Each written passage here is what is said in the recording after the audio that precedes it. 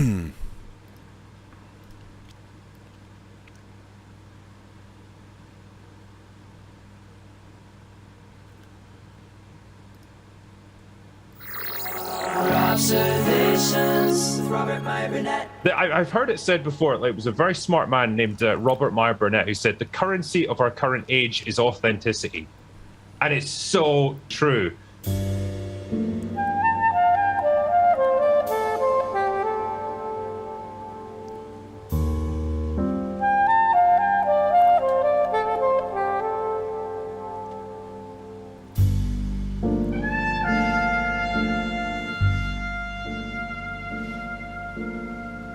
Well, greetings, imagination connoisseurs. As you might have read yesterday in Daily Variety, our new company, Imagination Connoisseurs Unlimited, is officially in business.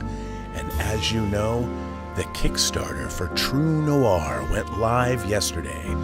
If you want to support our 10-chapter, fully immersive audio drama with a cast that includes people like Katie Sackhoff and Anthony LaPaglia, C. Thomas Howell, and Bill Sadler, and Vincent Pastore, Big Pussy Bumpin' from The Sopranos, Louis Lombardi from 24 and The Sopranos, Jesse Spencer from House and Chicago Fire, and many more, even Curtis Armstrong, that's right, Miles from Risky Business, Booger from Revenge of the Nerds, and from Moonlighting, and a cast we haven't even begun to talk about.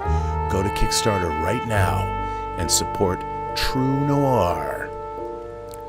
Greetings, imagination connoisseurs. Once again, it is I, your Duke of Dope Discourse, your master of fun and wonder, your viceroy of verisimilitude, your sommelier of sci-fi and cinema, your evangelist of the imagination, and the perhaps never to be defined, or maybe you can define it, existential Mr. Rogers. That's right, me, Robert Meyer Burnett, and I am robcasting at you from here in the Robservatory. This is Robservations episode number 977.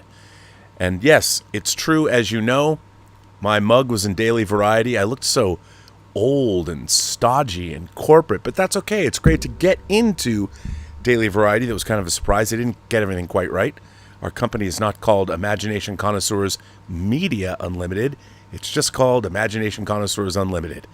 And yes, that was my term. I coined that phrase for this show and for you. You are the imagination connoisseurs. You, the members of the Post-Geek Singularity community. And I'm robcasting at you. And this new company is for you. And most of all, True Noir is for you. We kind of had a soft launch of our crowdfunding campaign. We didn't really lead up to it. We just kind of launched it. It's a 60-day campaign. So, and I want to make everybody clear that we've been in production on this since April. And we're really excited about our cast. We've recorded most of the principals. We have 2 big names to announce, which we have not done yet. But yeah, there's a lot of really great actors. I mean, we even have Barry Bostwick, who was in Rocky Horror Picture Show, star of Megaforce, obviously starred in Spin City with Michael J. Fox, the TV show.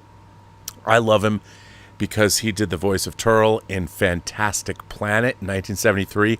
The American dub of that. That's one of the only American dubs of anything I'll watch. Normally I'm a subtitle guy.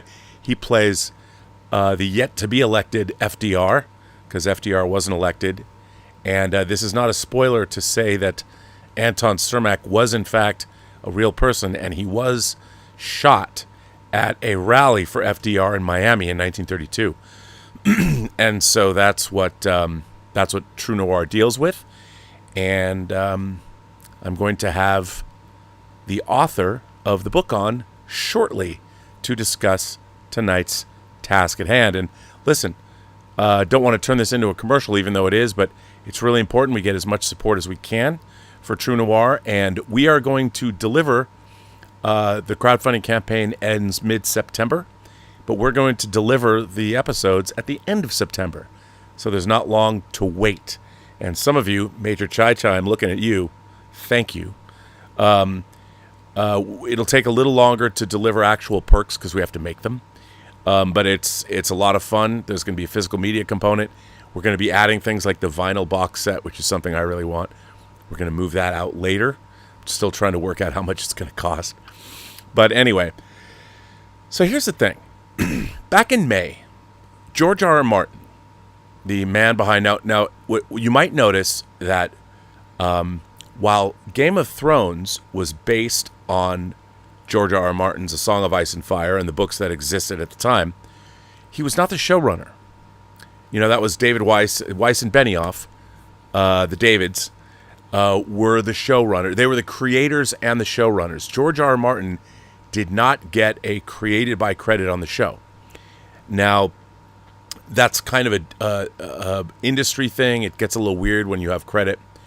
But you will notice on House of the Dragon, Mr. Condell and Mr. Martin are the series creators on House of the Dragon. Now, House of the Dragon is the book, Fire and Blood, was mostly a historical account written by in-universe historians, but they have said that the TV version is the definitive version of the story. It fills in some of the blanks, and which is interesting. But so George R. R. Martin is the co-creator of the show itself. It's not just based on his works, and he's not just a producer. He is a co-creator with Condell. And that is a different place to be in than he was in with Game of Thrones. So in Hollywood, the eternal struggle is, like when they buy a book from somebody, the first thing they usually do is get rid of the author. In modern times, Stanley Kubrick always was adapting books, and whenever he could, he tried to work with the author, and when he couldn't, he worked with other authors, other novelists to adapt works. Gillian Flynn adapted her own book, Gone Girl, for the movies. Look, obviously, clearly, screenwriting and being a novelist are different disciplines, and not all novelists are great screenwriters, and not all great screenwriters are great novelists. But sometimes they can do both. Now, the conventional wisdom in Hollywood, it's where this came from, I don't know. Everybody's got conventional wisdom that they live by, and it's monumentally frustrating sometimes, because I don't think it's always... it depends. In my mind, every case is different. And in the case of our company, Imagination Connoisseurs Unlimited, our desire is to work with the original creators of whatever. If we're adapting a novel or a comic or whatever, we want to work with the original creators. I would never be somebody that would adapt any kind of an IP and want somebody to come in and put their own imprimatur on it. They're there to honor the IP and the original intent of the creator, and whenever possible, our new company wants to work with those creators. But George R. R. Martin was quoted, he talked on his blog about this, and I wanted to delve into this article if you haven't already seen it. Now, this was from back in May, and I thought that this was really interesting. So Zach Sharf wrote about this in Variety, and this is back from May 28th. George R. R. Martin doubles down on issues with screenwriters making adaptations of their own. 999 times out of 1,000, they, meaning Hollywood, makes it worse. And screenwriters. George R. R. Martin recently took to his personal blog to double down on his issue with Hollywood adaptations and screenwriters' attempts to make source material their own. Martin previously spoke out on this issue in 2022 during a discussion with fellow author Neil Gaiman, in which he lamented over the majority of writers in Hollywood thinking they do not need to be faithful to written works they're adapting for film or television. Very little has changed since then, Martin now wrote on his blog. If anything, things have gotten worse. Everywhere you look, there are more screenwriters and producers eager to take great stories and make them their own. It does not seem to matter whether the source material was written by Stan Lee, Charles Dickens, Ian Fleming, Roald Dahl, Ursula K. Le Guin, J.R.R. Tolkien, Mark Twain, Raymond Chandler, Jane Austen, or, well, anyone. And as I've pointed out on Star Trek Strange New Worlds, They'll just rip off Ursula K. Le Guin and not credit her at all, but then talk about how they used her work in interviews. How the Writers Guild's okay with that? No man can say. No matter how major a writer is, no matter how great the book, there always seems to be someone on hand who thinks he can do better, eager to take the story and improve on it. Martin added, the book is the book, the film is the film, they will tell you, as if they were saying something profound. Then they make the story their own. They never make it better, though. 999 times out of 1,000, they make it worse. Martin, said that once in a while, we do get a really good adaptation of a really good book, and when that happens, it deserves applause. Such is the case with FX's recent adaptation of Shogun, which is currently viewed and now is a frontrunner for Emmy for Drama Series. If you talked about or looked at what the Emmy nominations were today that came out, pretty diverse bunch of shows that tells us how great that material actually is. So kudos to the Emmy nomination committee. Good stuff. Good stuff. I was dubious when I first heard they were making another version of the Clavel novel, Martin wrote. It's been a long time, but I read the book when it first came out in the late 70s and was mightily impressed. And the 1980 miniseries starring Richard Chamberlain as the Anjin was a landmark of long-form television, right up there with Roots. I feel the same way. It's one of my favorite things. Shogun and I, Claudius are my two favorite and of course Winds of War. But in this order, it's I, Claudius, Shogun, Winds of War. Those are my favorite. I mean, I know Roots is great. But, I was young when I saw it. And it wasn't nearly as entertaining, and it made me feel bad. And it should have, right? That was by design. And then, of course, people talk, well, what about V, Rob? Well, V was fun, but, goofy. I liked V. But it wasn't I, Claudius, it wasn't Shogun, and it wasn't Winds of War. And Warren remembers. I was dubious when I first heard they were making another version of the Clavel novel, Martin wrote. It has been a long time, but I read the book when it first came out in the late 70s and was mightily impressed. In the 1980 miniseries starring Richard Chamberlain as the Adjun was a landmark of long-form television, right up there with Roots. Why do it over again, when that version was so good? I'm glad they did, though, he continued. The new Shogun is superb. I think the author would have been pleased. Both old and new screenwriters did honor the source material and gave us terrific adaptations, resisting the impulse to make it their own. During his 2002 chat with Neil Gaiman, Martin asked, how faithful do you have to be? Some people don't feel they have to be faithful at all. There's this phrase that goes around, I'm going to make it my own. I hate that phrase, and I think Neil probably hates that phrase too. I do, Gaiman responded. I spent 30 years watching people make Sandman their own, and some of those people hadn't even read Sandman to make it their own. They just flipped through a few comics or something. I know I read a lot of those drafts, and I was like, what the fuck is this bullshit? Sandman, by the way, as I've said on the show before, is my single favorite comic book of all time, because it's literally a comic book about storytelling. And I thought the adaptation was phenomenal. Phenomenal. It's incredibly faithful to the original source material. FX is currently developing a second season of Shogun, whatever that means, because how do you do that? I don't know. Have no idea. By the way, Max, if you're out there, if you're watching this show, come on, join the club, buddy. Anyway, and then there's a second article I found that dropped on July 16th, which was yesterday, that I thought was interesting, that I kind of missed, that I thought I would share. Ryan Reynolds says, I let go of getting paid on Deadpool and took the little salary I had left to pay for the screenwriters to be on set.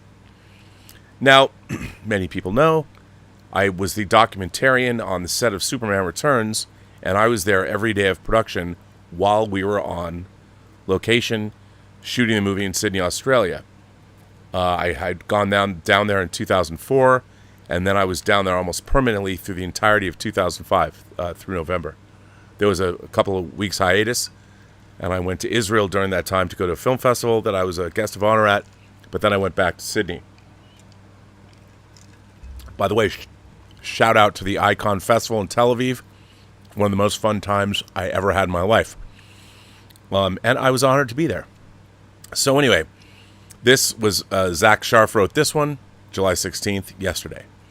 Ryan Reynolds recently spoke to the New York Times ahead of the release of Deadpool and Wolverine and remembered the humble beginnings of his R-rated superhero franchise. The actor said the first Deadpool movie finally got off the ground at 20th Century Fox after he'd already spent a decade trying to get it made. Reynolds even paid out of pocket for his screenwriters Rhett Reese and Paul Wernick to be on set because the scrappier production was not that of a normal comic book tentpole. No part of me was thinking when Deadpool was finally greenlit that it would be a success, Reynolds said. I even let go of getting paid to do the movie just to put it back on the screen. They wouldn't allow my co-writers, Rhett Reese and Paul Wernick, on set, so I took the little salary I had left and paid them to be on set with me so we could form a de facto writer's room. It was a lesson in a couple of senses, Reynolds continued. I think one of the great enemies of creativity is too much time and money, and that movie had neither time nor money. It really fostered focusing on character over spectacle, which is a little harder to execute in a comic book movie. I was just so invested in every micro detail of it, and I hadn't felt like that in a long, long time. I remembered wanting to feel that more not just on Deadpool, but on anything. Reese and Wernick revealed back in 2016, as the original Deadpool movie was opening in theaters, that they worked on the script with Reynolds for at least 6 years, adding, "It was really a core creative team of us, Ryan, and the director, Tim Miller. Fox, interestingly, wouldn't pay us to be on set. Ryan Reynolds paid out of his own money, out of his own pocket." The screenwriters shared credit for the first Deadpool screenplay before Reynolds himself was added to the mix as an official co-writer on 2018's Deadpool 2. Now the three men are joined by Zeb Wells and director Sean Levy for the Deadpool and Wolverine script. Reynolds recently said during a Variety cover story that he tried to preserve the spirit of making the original Deadpool movie while filming Deadpool and Wolverine, which now had the backing of Disney money following the studio's acquisition of Fox. Necessity is the mother of invention. The more constraints you place on a creative process, the more you think outside the box, Reynolds said.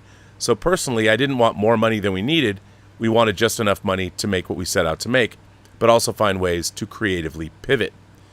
Levy added on the topic, certain stars or directors get some swagger from how big a budget they got from the studio. We want to make the movie for what it needs and not a penny more. Elsewhere during his New York Times interview, Reynolds said that he recently watched a cut of the R-rated Deadpool and Wolverine with his 9-year-old daughter. Well, I'm not saying other people should do this, but my 9-year-old watched the movie with me and my mom, who's in her late 70s, and it was just one of the best moments of this whole experience for me, he said. Both of them were laughing their guts out. We're feeling the emotion of it all, and where I desperately hope people would be. Reynolds allowed his 9-year-old to watch the R-rated movie because when I saw R-rated movies when I was a kid, they left a huge impression on me because I didn't feel like people were pulling punches, he said. It's been a huge inspiration to so many of these things that I look to make now. Deadpool and Wolverine is set for release on July 26th from Disney. Well, let me tell you, that is exactly... I am a firm believer in when you're working on something that what you want to do is collaborate with the person who dreamt that shit up in the first place. Like, why wouldn't you? Why wouldn't you want to make them an integral part of whatever the hell it was you're doing in the first place? Why wouldn't you want the original creator? And what we are seeing now, and I talked about this on a show, Timothy Zahn, who, you might recognize him, he wrote the Thrawn trilogy that when Star Wars was re-injected into the pop culture zeitgeist back into the early 90s, they did two things. Lucasfilm did two things. They had the Dark Empire comics written at Dark Horse, and then they also released the Timothy Zahn penned novel series, the Thrawn trilogy. And that's what reintroduced Star Wars to the public, because Star Wars had laid fallow since 83, and then they had droids and Ewoks, the animated shows. But other than that, not a whole lot was going on. Now, what happened? We know that they pilfered Thrawn. They went in and they brought Thrawn into the Clone Wars, or to the Rebels. It was the Clone Wars Rebels. But they didn't ask Timothy Zahn They already did it because we own those books. We own those books, so we can do that. My question is, why the fuck would you do that? Timothy Zahn created this character, and you thought enough of that character that you are going to go use that character and not ask the actual creator, first of all, if you can? I mean, that's not so cool. I don't know what even that is about. And I don't know what's going on there. So I've always believed, by the way, I had my guest and then they disappeared. I was putting them into the show. Maybe I actually banished Max from the show. So Max, if you're watching, try and link up again. I promise I won't kick you out. But why would you do that? And to me, that is the ultimate hubris of Hollywood. That what's really interesting now is we have all of these writers who have written tie-in fiction. As a matter of fact, Max Allan Collins has written tie-in fiction. He's written some great adaptations of movies and done lots of crazy stuff. And so he's not only been a novelist in his own right, but he's also been a novelist who's taken over the mantle of another novelist's work. Max Allan Collins, who you'll meet, he took over the character of Mike Hammer. Now, Mike Hammer isn't, he's not a household name anymore, but he was in the 50s. Mickey Spillane's great detective character, Mike Hammer. Max Allan Collins took over writing the Mike Hammer character after Mickey Spillane passed away. And as a matter of fact, Max is currently working on the last Mike Hammer novel. So he has unique insight. I hope he jumps back in. But let me call him and make sure that he will, because hopefully everything is okay, and that you'll hear me call Max and see if I can get him on the phone, because I think I kicked him out. We'll see. You know, people love it when I call people live on the show anyway. Hello. Hey man, did I kick you out? I've not really. I usually use Zoom, and this I've got my own face on the TV right now, but I can't seem to get anywhere else. I had to let you in. All you have to do is click on that link, and it works just like going into a Zoom call. I saw you there, and I was letting you in. I will do that. Try that, and I'll bring you on. Okay. All right.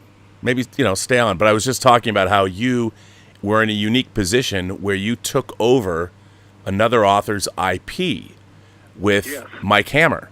And what I wanted you to, before we do shameless commercials for True Noir, I wanted to talk to you about what it's like to take over another person's work, another person's, and what do you as a novelist, do you want to make it your own, Max? Or do you have fealty to what Mickey Spillane was originally doing with his character?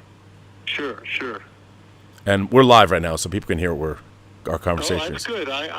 I'm just an idiot where there I was, but I'm going to try to get on. I'm just not able right at this moment. That's what she said. Yeah, that's right. Yeah. All right. Okay, you go ahead and I will join you. Just click on that link and I'll let you right in. Yes, I'm trying to. Trouble is right now I can't get to that link. I've got so many crazy things I opened up. Oh, turn all those off. Yeah, I'm trying. All right. All right, this makes great TV though. I think this is great streaming stuff. This is like you peel back the curtain and show people what it's like to be a YouTuber on live YouTube streams. Okay. So I'll let you go, but click on that link. Do you have the link again? You want me to send it again? No, my problem is worse than that right now. I can't seem to get back onto the web. So let me work on this for a second. All right. And go on and entertain the. I'll just keep entertaining people. All right. Please. I'll do that. Please. All right. I'll see you when I see you. All right. Should I hang up? Yeah. Okay. All right. So, by the way, I didn't get to this last show, but Banshees of Ed Sheeran said, Rob, can you use your connections to call your buddy Aaron Sorkin and have him write season 3 of The Newsroom to cover the last 6 years? Ouch. I would love to have had Aaron Sorkin write the Newsroom and cover the last 6 years. Maybe they can find new producers to make the Newsroom their own. One never knows. But so my thought is, with the whole... So they brought Timothy Zahn up to Lucasfilm, and, they said, hey, we want to use your character, but they'd already done it. Now, my thought is, okay, if you're going to bring in Grand Admiral Thrawn, and you're going to make him a part of your show, he's been translated from animation, from the printed page to animation, now to live action, played by the same actor who voiced him. And how do you not involve the original creator of that character? I mean, I just don't understand it. Like in Star Trek Strange New Worlds, Una, Rebecca Romijn's character, they took her backstory from Dorothy Fontana's Star Trek novel Vulcan's Glory. Now, Dorothy Fontana has passed away, but they didn't even credit her. And it's so weird. Well, we own the book. I don't know if she was in the Writers Guild. I don't know how the Writers Guild, they have rules about things, but if you've written a novel, I don't care if it's a tie-in novel or whatever, and the studio owns it. But if you're going to just, if new writers are going to willy-nilly cherry pick from other writers' work, that's plagiarism without accreditation. That's plagiarism. Why would you do that? I don't know. Why not just say, hey, there was an original series Star Trek episode called Arena from the first season. It's the Gorn episode. I will be quick and merciful. And Gene Kuhn, one of the producers who was developing that story, it bared a resemblance, like maybe he had read it and incorporated a lot of the ideas. They went back and talked to Frederick Brown, and it wasn't a direct lift, but it was close enough that they gave him credit on the episode. Frederick Brown. And they gave him credit. And that was the right thing to do. But nowadays, we got great inspiration from Ursula K. Le Guin and her short story, Those Who Walk Away from Umlaus. They totally ripped off a story for the first season of Strange New Worlds. Alex Kurtzman even goes and does interviews. Oh yes, we were greatly impressed with this story, and we used it. Yeah, you stole it. You just flat out stole her short story. But according to you, Alex Kurtzman, in interviews, you were inspired.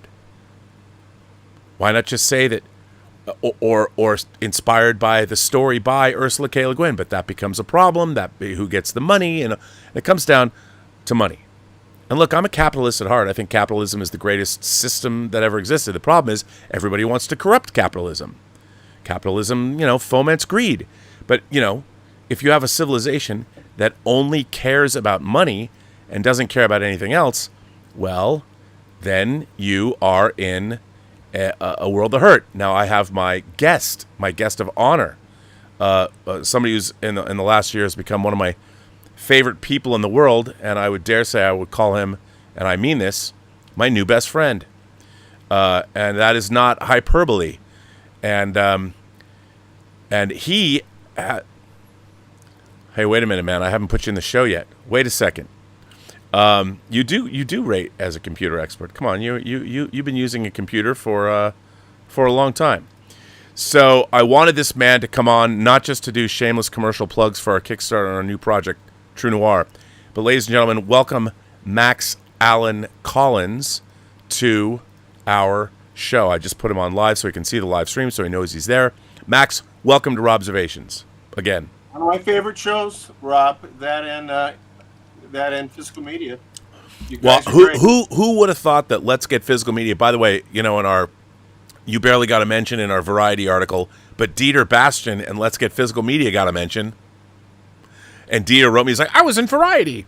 But so let me just let me just jump into this right away, because I think that you have, so I was talking about George R.R. Martin saying they don't like Hollywood won't allow the original creators to necessarily work on adaptations. You told me a story about Road to Perdition, which I want to get to, but okay. You are a great friend of Mickey Spillane's, and after he passed away, he entrusted you with the legacy of, I dare say, one of his greatest creations, if not his greatest creation, Mike Hammer. and you have been the custodian of that character, handpicked by Mickey Spillane himself. So, Yeah, he contacted me the week, the week before he passed, and he had a book that was almost finished, and he just said, "I don't think I'm going to get this finished. Would you do it for me?" I said, "Well, I hope I don't have to, but if you absolutely, but I'd rather read your version."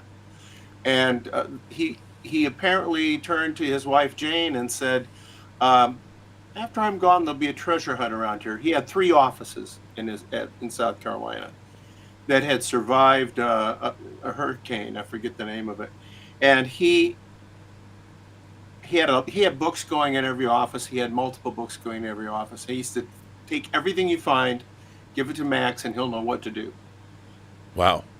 Biggest compliment I've ever been paid, and I'm just doing the 14th and last of the Mike Hammers from his files, and there's a couple other non-Mike Hammers I've done too. So I think I've done 16 or 17.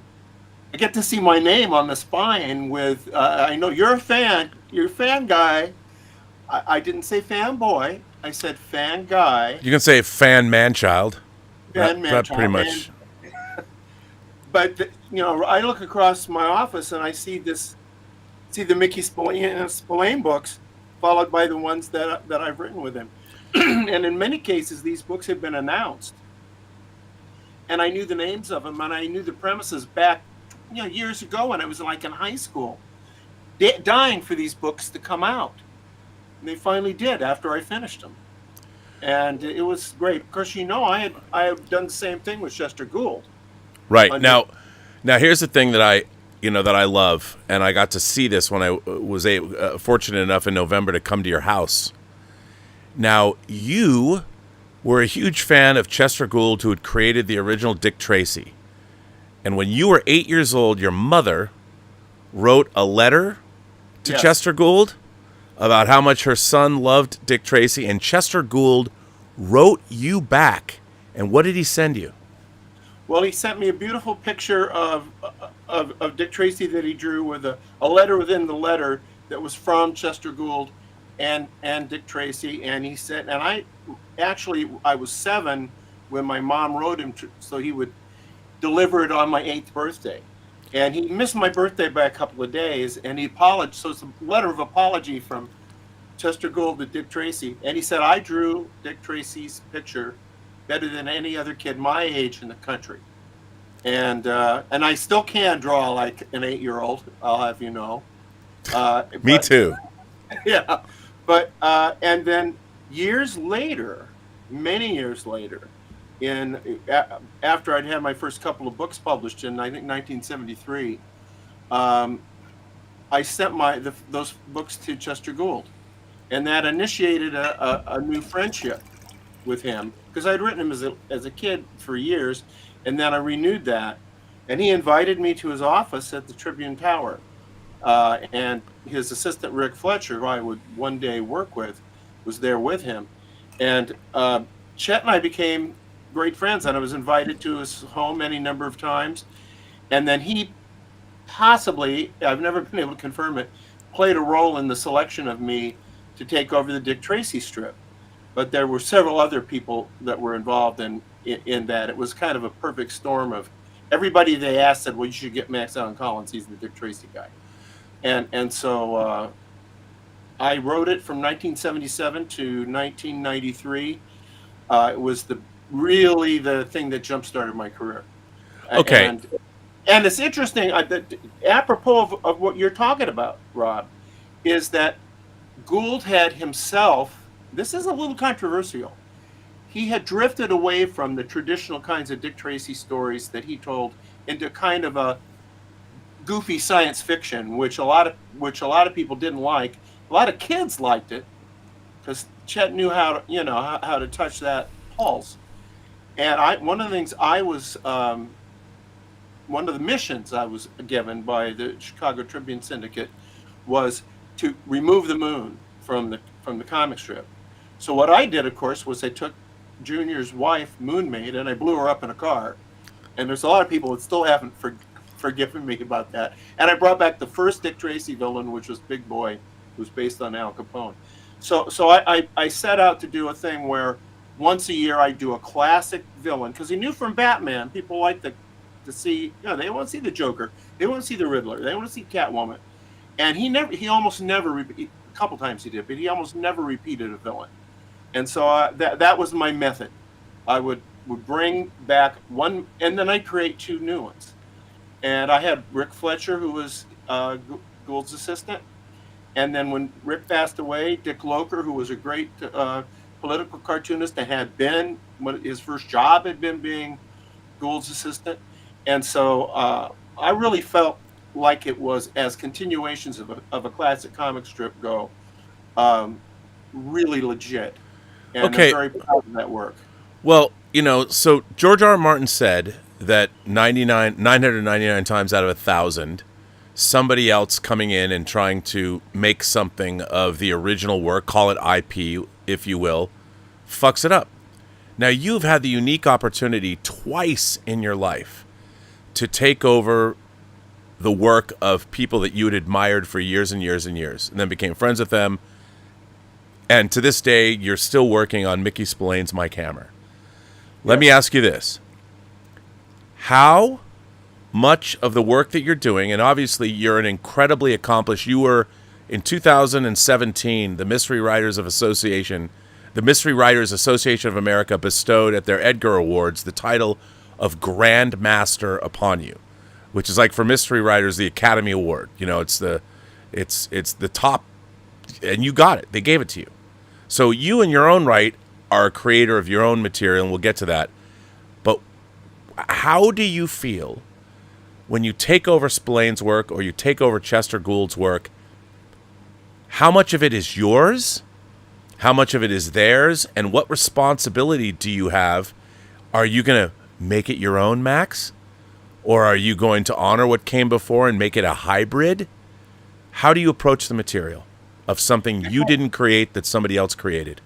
First of all, I should mention that my wife doesn't seem very impressed with the fact that I'm a grandmaster.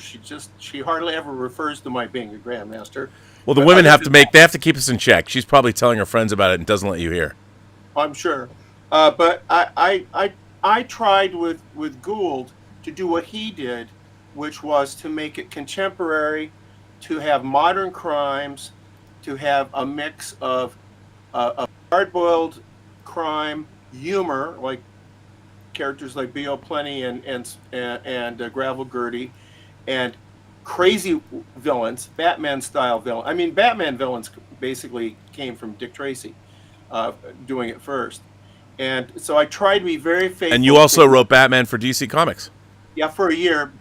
Not to a great deal of popularity, I admit. But I love Batman and have done quite a number of Batman projects. And it really was a dream come true to be able to do anything with that great character. And I got to know Dick Sprang quite well, who was, by my money, the greatest Batman artist of all, with the possible exceptions of Neil Adams and Frank Miller. Yeah. Frank Miller's a friend of mine, and Frank Miller's a huge Spillane fan, by the way. Mm-hmm. And Sin City is virtually a Valentine to Mickey Spillane. So 100%. You're out there and you love Sin City. What you really love is Mickey Spillane, and he would be the first one to tell you that. So now with Mickey, that was tricky because Mickey has a very distinct style.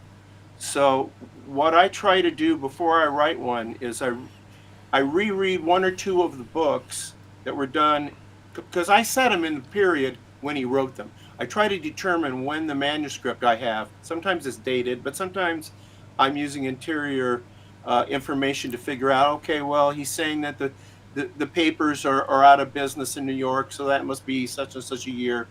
I want to set them that's the comic book fan in me. I want to make it canon. I want to do continuity inserts, right? Okay. That's the comic book thing. Okay. Look, first of all, it warms my heart to hear you say that. But let me ask you, as a side note, why do you think? Because I'm a canon pornographer. I'm a canonista. Why do you think canon is important?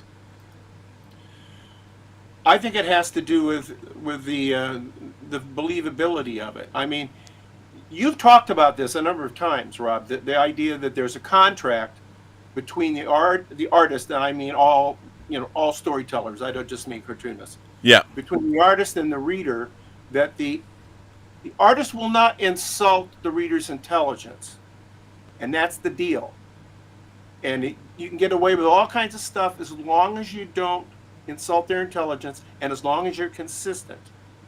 And I was of the first group of Marvel fans, and I had read all the DC stuff when they brought all the characters like the Flash and Green Lantern back. I was buying that stuff in junior high and high school. And here's how fandoms changed. I was the comic book guy in my high school. I mean, I was the oddball who that's the guy who reads comic books. He's crazy. But all that stuff off the newsstand, first issues. And for me, I lost interest when they started doing when they kept rebooting. Right. And that to me, broke the contract. I don't mind if they stay in a nebulous world that is not, moving along with a calendar exactly like my calendar. But I'd really like these characters to have backstory that is solid.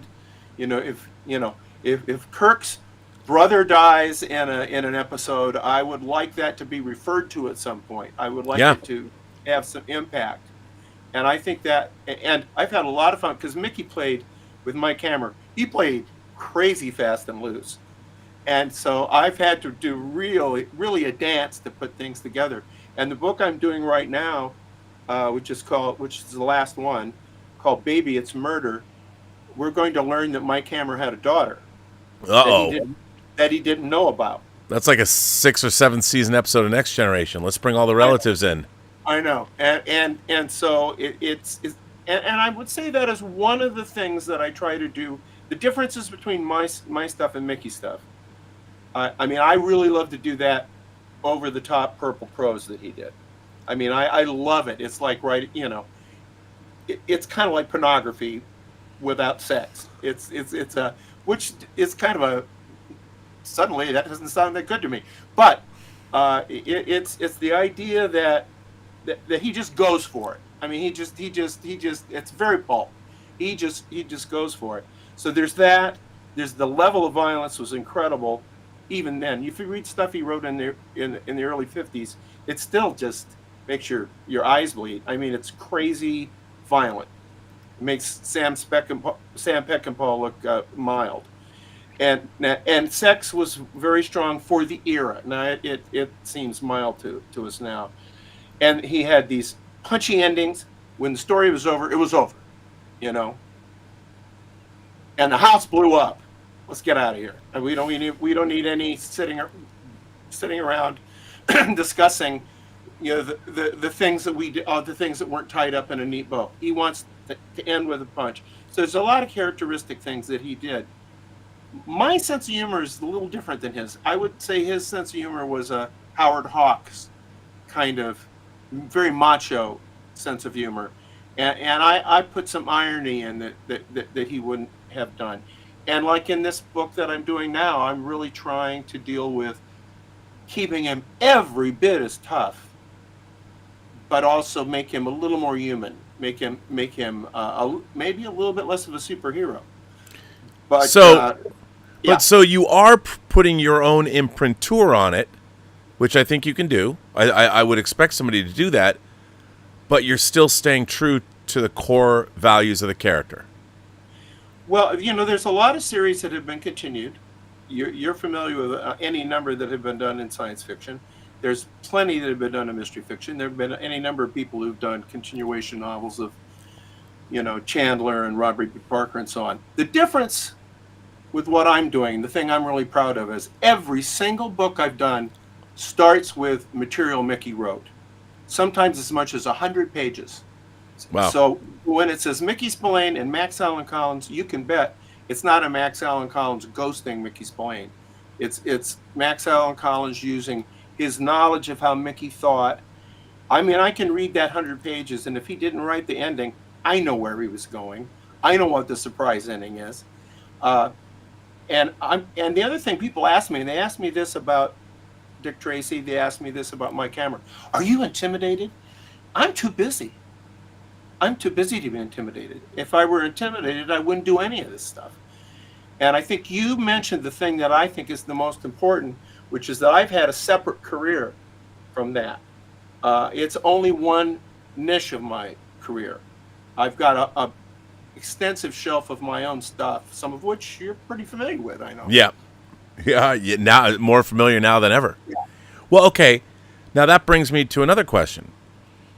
You, with your artist, wrote the graphic novel Road to Perdition. Mm-hmm. Now, Road to Perdition was turned into an early aughts film, a wonderful movie directed by Sam Mendes, coming off of a Best Director award at the Oscars for American Beauty. Paul Newman, Jude Law, Daniel Craig, of course, Tom Hanks, Tyler Hoechlin. You had an incredible cast. Yeah.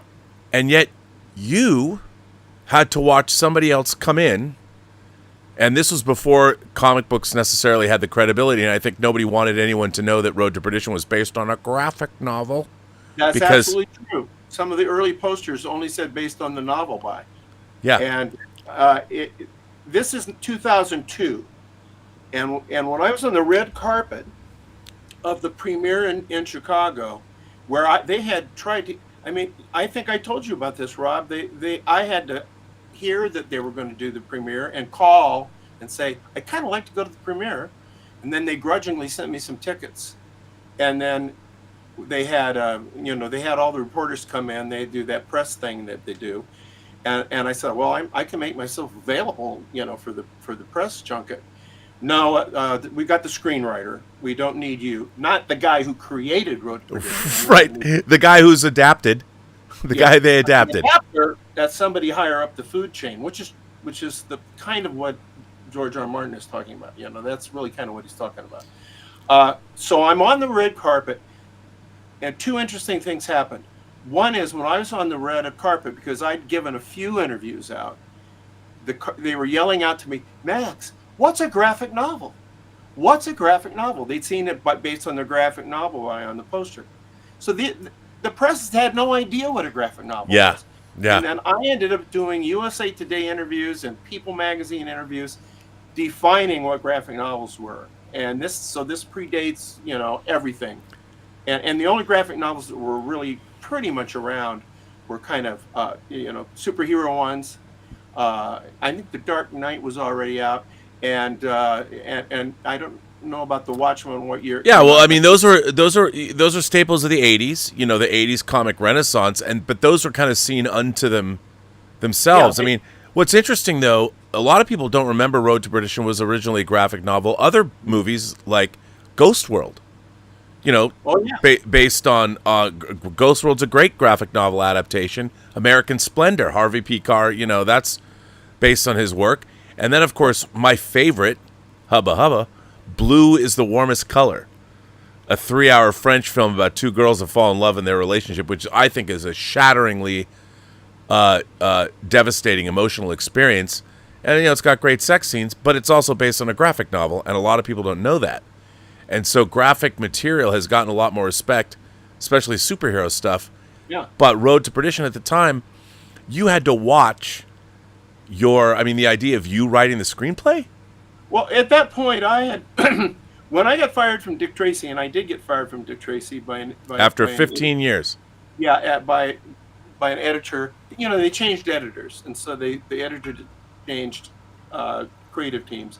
And it probably was the best favor anybody ever did for me because, it did make me a little bit lazy when I had a check every week for work, for writing for 2 days a week. And so that's a guy in his early 20s who gets that kind of paycheck finds other things to do on the days off.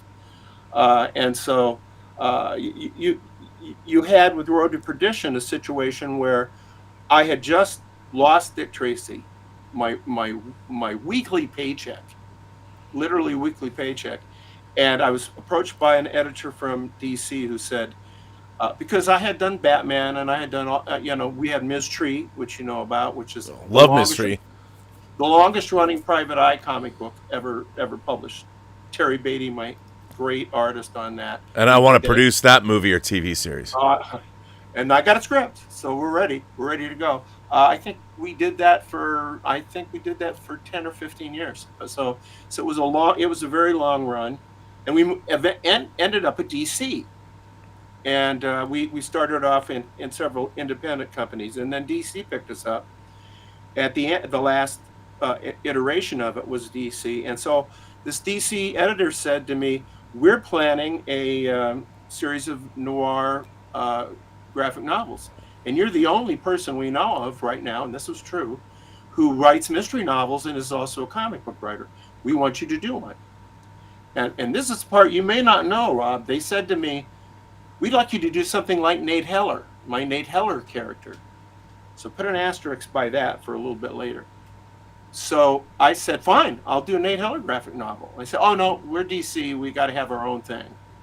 And I've been watching a lot of Hong Kong. I'm a big movie buff, as you know, and I've been watching a lot of Hong Kong stuff and Japanese stuff with my son Nathan. And so I had watched all the Lone Wolf and Cub movies, and I'd watched all the John Woo movies, and I mean, literally was going to Chinatowns in big cities to find this stuff. It just was not around at this moment. I was doing the same thing. Yeah. It just wasn't, and so you had to scrounge around to find this stuff. But John Woo was just blowing my mind, and so I thought, well, I want to do basically a Hong Kong movie, but I want to set it in, I want to set in Prohibition, and then Lone Wolf and Cub gave me the idea of the father and son and I thought that a mob enforcer was kind of the American version of a Yakuza. Yeah. And this, of course, is a baby in the Great Lone Wolf and Cub. I wanted to do it with an adolescent because I wanted that father and son dynamic. And so I swear to God, I pitched it off the top of my head. Because he said, "We want one. Have you got anything?" And I didn't have one, but these pieces were just floating around my head, and I didn't have Road to Perdition as a title. It was going to be called Gun and Son, and the editor said, "That's the worst title I've ever heard." I said, "Well, I'll try again. I still think it's a pretty good title, Gun and Son, but I'm a comic book guy, so that kind of corny thing is something that resonates with me. So anyway, and then they set me up with Richard Piers Rayner, this great, fantastic artist from England, but Richard's very meticulous, and he took his time. And I literally would forget about the project and get a phone call saying, "We need another 30 pages." And I'd say, "30 pages of what?" And they'd say, "Road to Perdition." Oh yeah, I remember. And then I'd do it. And ultimately it got finished, 300 pages. We were supposed to do 3 100-page novellas that would be gathered into one book. And we delivered it all, and I got a phone call saying the DC Noir series, this was early Vertigo, I believe, has been canceled. And I had to go to Paul Levitz. God bless him. He's the unsung hero of Road to Perdition. And I said, "Paul, done a lot of work for you in recent years. This is the best thing I've ever done in comics. Best thing. Please publish it. Just throw it out there." And he said, "I'm going to make it happen." And he did. And it came out and got some nice reviews. But when Hollywood saw it, it sold so quick. It made my head spin. It really did. But they didn't want you to write the screenplay. Well, I was getting these phone calls, and it was crazy because my agent, it'd be my agent, or it would be one of the Xanax, let's say, because it was the Xanax father and son produced it, and it would be a phone call saying, "Tom Hanks is going to be the lead." And I'm like, I'm sitting in Muscatine, Iowa, going, "Really, Tom Hanks?" And then it would be, "Well, you know who else is going to be in it? Paul Newman." And then it was Jude Law, who was incredibly hot at that point. And then, everybody was hugely famous. And then I got the phone call saying, we've got Sam Mendes, who, as you said, just won the Academy Award.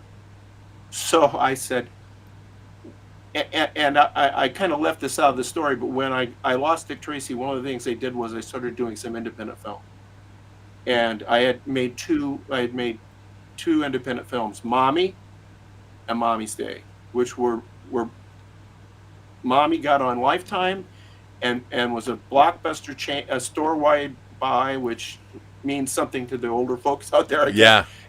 Yeah. And Mommy's Day, the sequel, was a blockbuster store-wide buy. So I was, so I wasn't totally nobody as a screenwriter. Right. And I said, is there any possibility?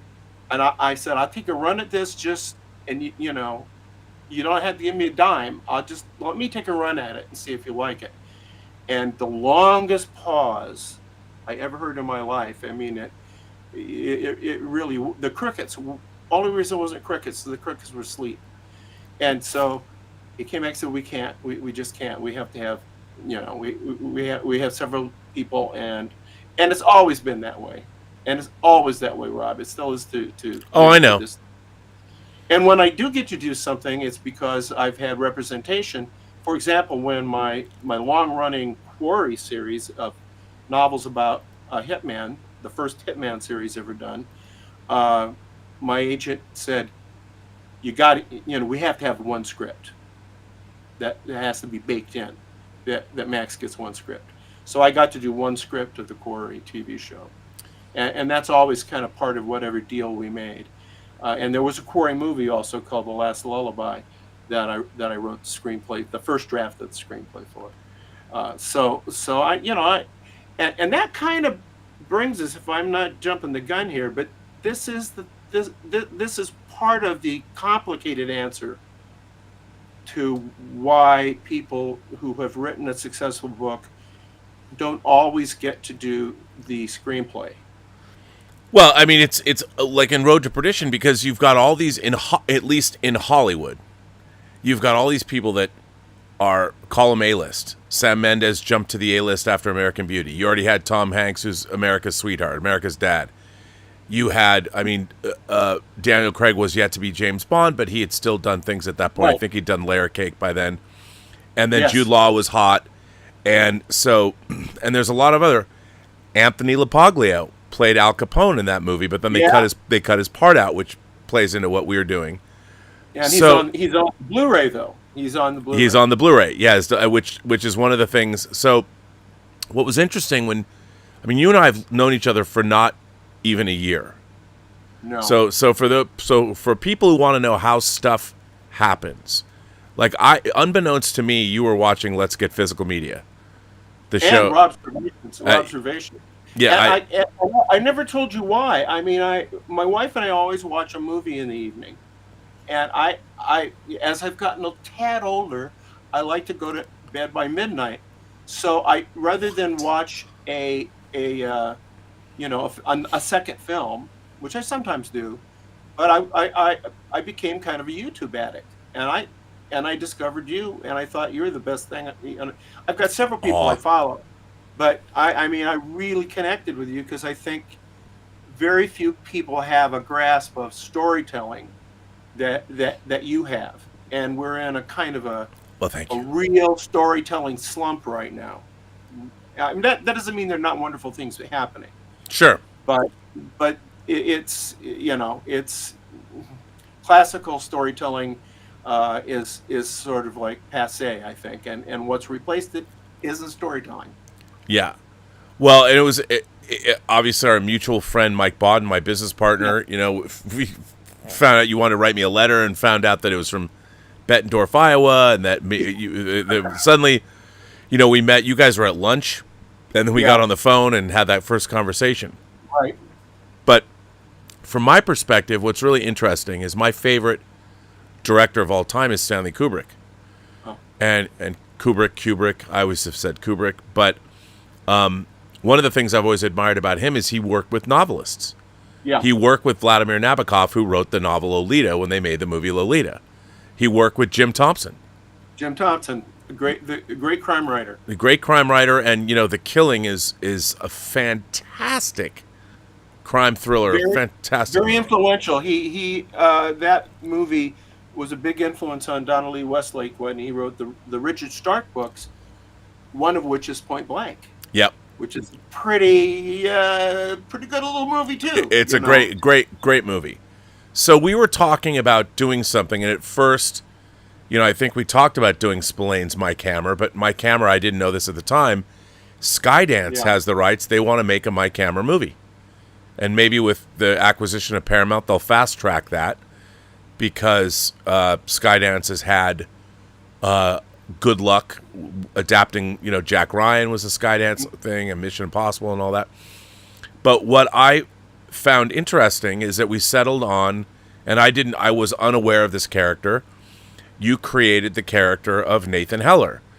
And in your book, True Detective, that came out in 1983. Now, what I found interesting about the character of Nathan Heller was so you create this character. He's a young 25-year-old bent Chicago cop on the pickpocket detail. We're a few years into the Great Depression. He came out of the Prohibition era. And in the first book, after a tragic shooting that has bigger ramifications to the story, he quits. He stops being a cop, and he's going into business for himself as a private detective. And what I loved about this series of books is all 19 of them. There are 19 Nathan Heller novels that go from the early 30s to the late 60s. I call it a gimmick, but let's not call it a gimmick. It's not really a gimmick, but what you did was you took this fictional character and interwove him into real life, unsolved or questionable real historical events, and surrounded him with real historical characters, kind of like the Woody Allen movie Zelig, where he got involved. And I thought that was incredibly fascinating. So he sort of settled. And by the way, I just want to, the audience will love this. So I made you, out of your personal stash, give me an original first edition copy, which you recently sent to me, because I had a paperback. But I have to bring, you signed it to me, Rob, ask and you shall receive. But for those imagination connoisseurs out there, you also wrote, P.S. Happy birthday. So Well, not it's a nice only, birthday. I just want to say thank you for that. So this came out in 83, and I had said, well, what if we did something like adapted this character? Now, what I found fascinating was once we agreed that, okay, we're going to do, like, I love audio dramas, you love audio dramas, and obviously audio dramas have had a renaissance because people are listening to them on Spotify, they're listening to them at the gym, when they commute. And I've always wanted to do, for me personally, when I made mixtapes in the 80s, I always hooked up, I had my Laserdisc player going through my stereo, so in between all the 12-inch remixes I would put on my tapes, I would put scenes from movies. And I was listening to scenes from films through my surround sound system or my great car stereo system, and it sounded amazing because it would preserve the stereo effects, and I always loved clips from movies when I was a kid. So I was always like, why? Because as much as I loved Hitchhiker's Guide to the Galaxy, as much as I loved the NPR Star Wars adaptation, but I mostly loved the CBS Radio Mystery Theater because it was CBS, so they used all the music from the Twilight Zone. Audio dramas always sounded like audio dramas. They didn't sound like movies. But because I'd made these mixtapes, I was like, well, what if we did... And audio dramas have gotten better, but they're still written like they're audio dramas, and they still sound like audio dramas. And I said to you, what if we did something that, like, it's going to be like cinema, but without the pictures. But it's going to sound like a movie. That was the whole point of where I was coming from. And there was never, in my mind, I mean, if you're going to adapt, like, we're going to do, like, a 7-hour miniseries, we need 10, 35-page scripts or whatever. There was never a doubt in my mind that you should write it all. Like, I'm like, we could have brought in other writers, but I'm like, why would I want that? Why would I want to bring in other writers when I have the author of the book, who's also a director, has written screenplays, written novelizations of movies. Yeah. And so, as a taskmaster, and by the way, you adapted your own book over the course of about 2.5 months. You wrote a 300-page script broken into 10 chapters. Yeah. And now, it was a great experience. well, that's the thing. Now, I got to ask you, I don't know how I was able to twist your arm to do this, but there was never like, I wanted you to do this. And what was really interesting, we did a proof of concept, but we didn't have the script for the show or anything like that. We didn't know what it was going to be. You gave us a script, the proof of concept, which you can hear, and it was good. I thought the proof of concept was good. We had to figure out a workflow and how would it. But when I read your first script, the first chapter 1, the Nitty Raid, when I read that first script, I was like, dude, this script is so good. Like, it's the best script for any audio drama I've ever read. Because you had written it like a movie or a great streaming show. You didn't write it like an audio drama. And that was the first time we'd done the proof of concept and all that, but it was when I read that first script of yours, I was like, oh, this has now gone to a whole other level.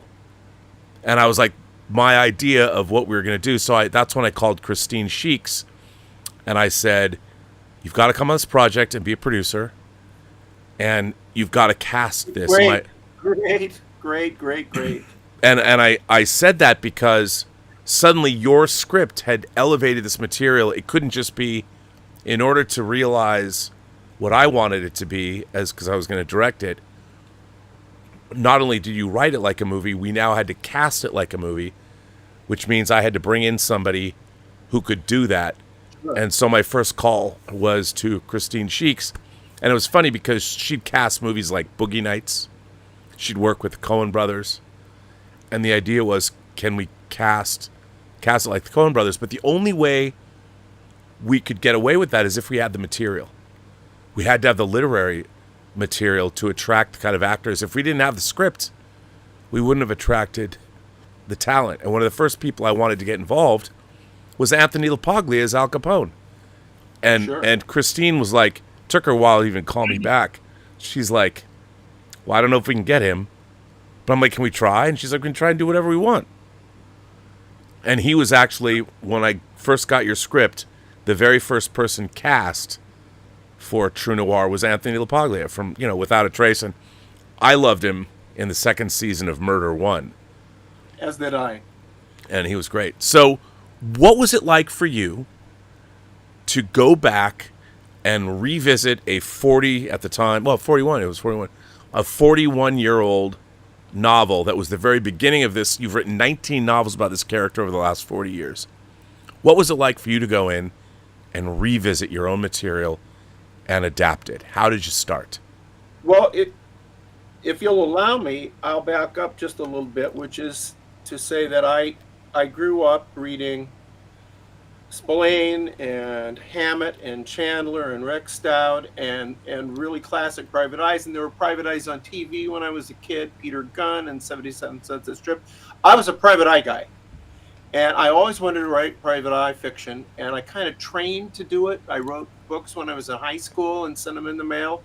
Thank God they didn't get published. And at the end of the day, though, I came up during the 60s and late 60s and early 70s in college, and the whole idea of a private eye seemed kind of not just passé but almost quaint. But I really wanted to write about a private eye, and later a bunch of people like Sarah Paretsky and Robert B. Parker figured out ways to do private eye in kind of a contemporary way. But for me, the private eye was kind of over, and was frozen in my mind in the 30s, 40s, and 50s, and maybe into the 60s. And so I thought, okay, what if I do it in period? Chinatown happened. There's a show called City of Angels that I really like with Wayne Rogers. And then stumbled onto this idea of, well, if I'm going to set it in the 30s, why aren't the mysteries that he solves famous 30s, 40s, 50s mysteries? And the Mary Cermak story is, I think, just one of the very, very best, and it's kind of little known. I mean, history books will still tell you that FDR was the target, and they're absolutely, wrong. So, well, Zangara said it. He knew how to keep his mouth shut, according to us. Yeah, that's exactly right. And of course, Zangara was not that different from Sirhan Sirhan. So there was a resonance. So I could go. There was a known resonance in that this would pre-echo, what we'd all lived through, and so that was the way I went with it. And the early books in particular did extremely well, and they've won more Private Eye Writers of America nominations than any other series, and so it became kind of my my pet project. These are what I've had the most fun and the most praise for doing, and I also followed him through the years. Another thing I wanted to do was make him more of a real person than Private Eyes usually are. They're very much, I love genre, but they're very much genre figures, and I think that's probably what you saw in those early scripts. That no, this is a real guy. I mean, this is a guy that has is somewhat complicated and has normal has normal desires. He's just, I mean, it's specifically when he quits the force, and this, I think my friend George Hagenauer, who was my researcher, he's the one who said to me, when I said to him, and my private eye, I'm going to have him quit the force, indignant because of all of the graft, and he started laughing and said, Max, that's why you get on the Chicago Police Department, for the graft. And so I rethought him. I rethought Heller, and so that when he quits the force, it's as much, it wasn't really about that. It was that they pulled him into a killing, and also they've got Frank Nitti possibly thinking of Heller as an adversary. So he just wants to come in under the wire and survive. So survival is so it isn't, he's not a noble knight. He's a guy trying to survive in a really rough world. So I've had a lot of fun researching these crimes, which I do as if I were going to do a nonfiction book on them. And they're not all crimes. Sometimes it's like the Roswell incident or Amelia Earhart. These are the mysteries of the 20th century. What I thought was really interesting on this project is so like, I tell Mike Bodden that we're going to do this thing. It was his idea to do something with you at first. Yeah. And when Christine came on board, she had the joy of reading the scripts as they were coming in. And, she's looking at them both as a producer and as she's going to be our casting director as well. Her joy, she would say to me that every script you turned in, I mean, you wrote 10 scripts. I mean, it's one adaptation, but it's 10 scripts, 10 chapters. And every script that would come in, I would send it to her, and she was the most excited about it of all. Because she was so, like, I already knew you're going to, in my mind, it's like, well, of course this is going to be excellent. You're not going to fuck it up. But for her... I surprised you a little bit, though. I surprised you and Mike a little bit. Well, yes. Now, I have to say this. Like Christine, she was blown away, but so was I. And one of the things that I love movies where people are just talking. Before sunrise, before sunset, before midnight. The Richard Linklater trilogy, My Dinner with Andre. I'll just watch movies with people talking. And I miss that. Because everybody, keep the pace up. One of the things I loved about your script so much is that Nathan Heller just interacts with all the different characters in the story, and they have these conversations. Like the scene where Nathan Heller goes and meets Al Capone. and sits down with him and talks to him. And surprisingly enough, that was the very first scene that we recorded for the audio drama. And Anthony LaPaglia was in Sydney, Australia. And the way I wanted to do it, and I sort of had this when we were doing the proof of concept, was I wanted to do originally all the actors in the round, because one of the things I don't like about audio dramas or animation is you have one person going into a booth and recording. And it never sounds naturalistic. And your script demanded, especially the way you wrote these beautiful, long conversations, it wouldn't work unless I had actors acting and reacting. And so it was apparent to me, unlike the proof of concept, which we did in a couple hours, that we had actors all over the world. Yeah. You know, so I hired a friend of mine, Corey Landis, to read all the whatever part needed to be opposite of the actor that we were doing. Job. Great job. He did a fantastic job. And so Christine is able to get, you know, one of the things about people who come from casting is casting people love actors, and they think outside of the box. Like, people are always asking me, you know, who do you see in this role?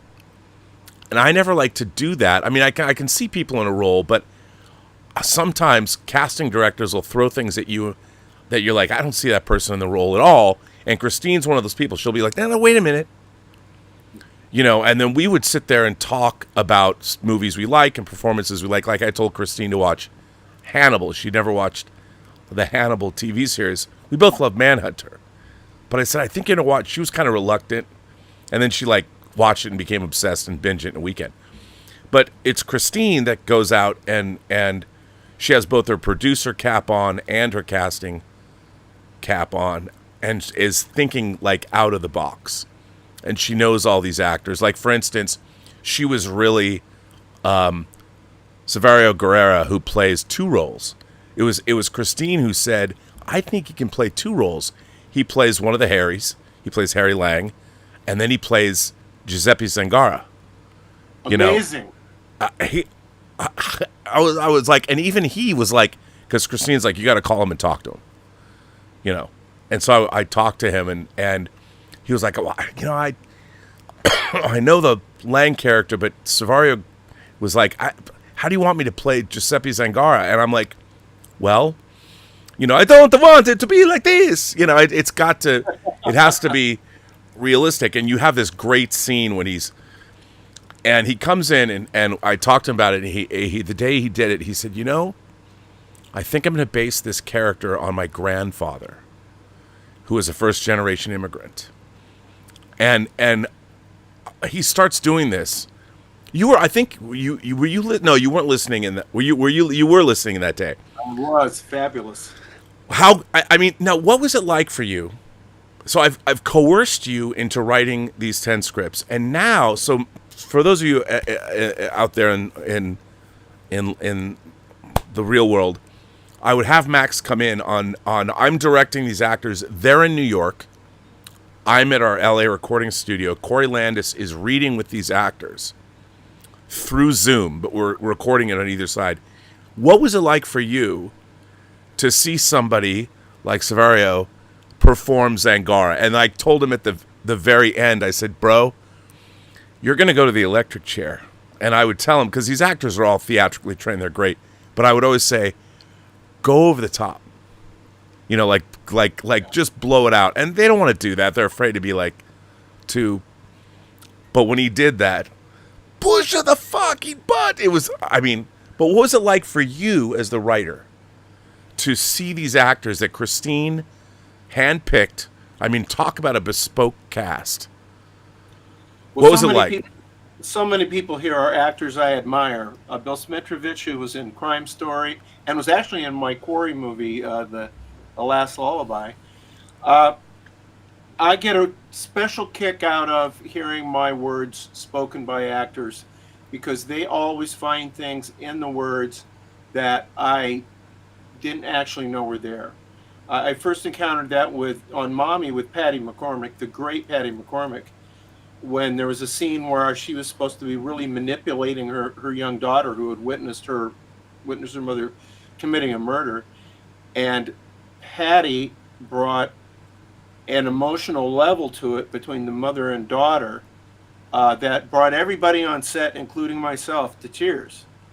And it wasn't on the page. It was in the page. You know what I'm saying? You could find it in there, and that's what these really good actors do. They find it, and then are faithful to the text. And boy, it's I love this. And I want to say about dialogue, I really feel the two places I learned how to do dialogue were from Dragnet, which was a radio show, but was early TV, was one of the first successes of early TV.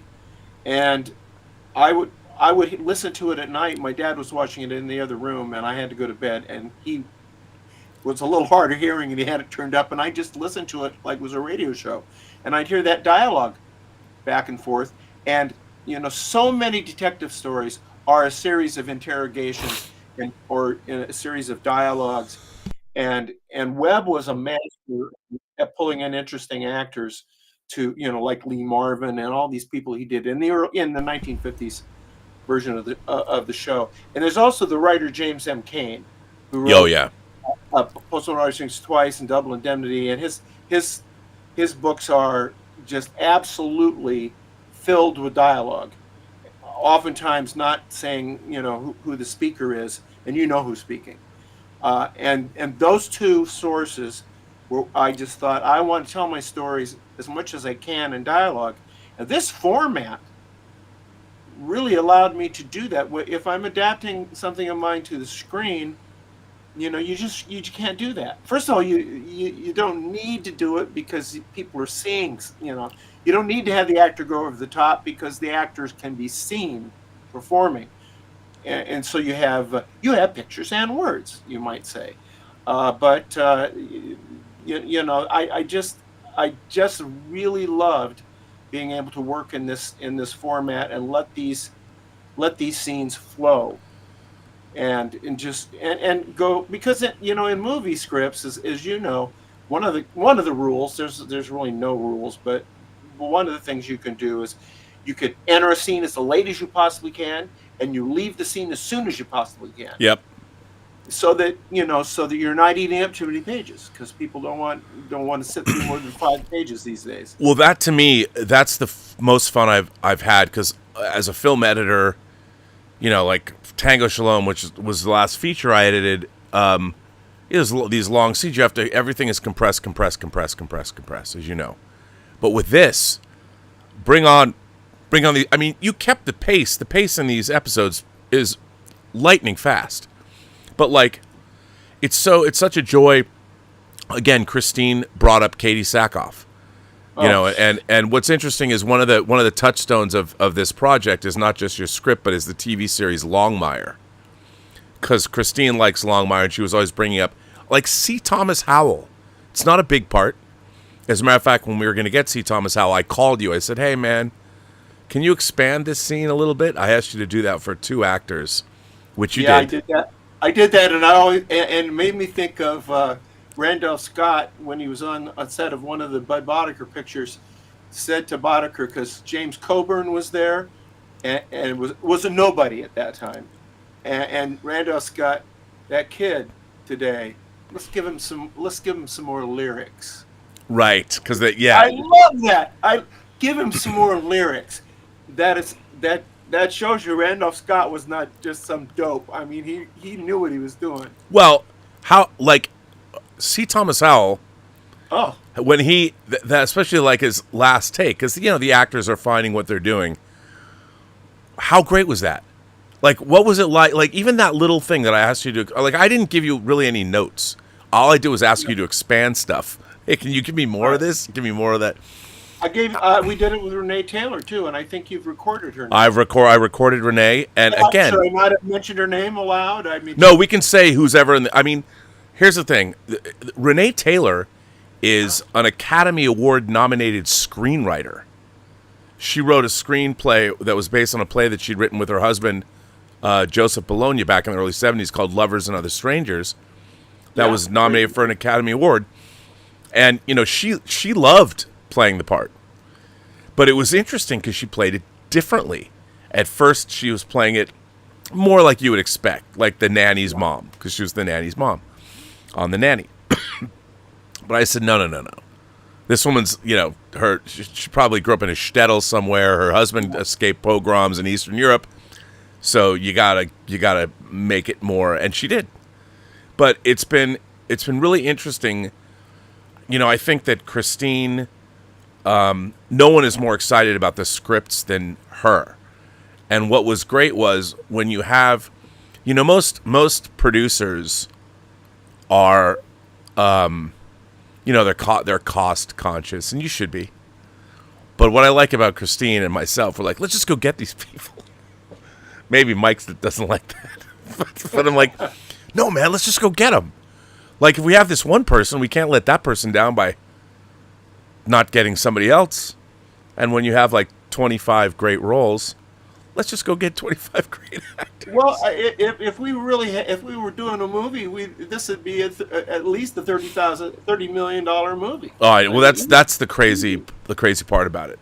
I mean, it's such a great cast. Yeah, and that's a testament to Christine, both as a producer and because she really knows your script too.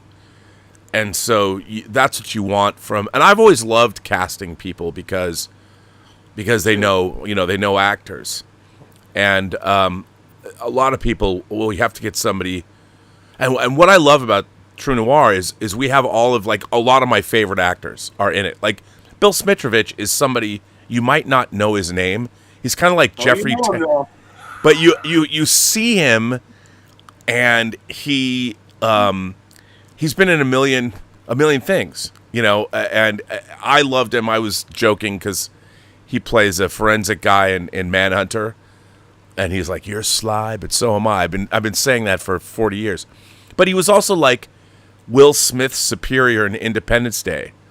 When he's giving the briefing, do you have something to add, Captain Heller? Well, I'm a huge Rick Stout fan, and I love the Nerewolf TV show that they did with Timothy Hutton and Maury Chaykin, I think, the actors was. And Smitrovich was Lieutenant Kramer. He was the cop character in all of them. By the way, I don't want to depress you, but Smitrovich is coming to Comic-Con. I know. I can't. But he wants to come. Now, here's another thing. Working on this project, like when Bill Smitrovich heard that William Sadler, because they'd never met, but Smitrovich was like, really? And I said, well, if you come in at this time to record, you can meet Bill. He'll be in New York, but you'll be here. But you guys can meet over the Zoom in the recording booth. And they did. And it was, for me, I'm just sitting back, like, watching, like, Bill Smitrovich and Bill Sadler, like, chatting for the first time. I'm like, how do you guys not know each other? But it was so much fun to be a fly on that wall.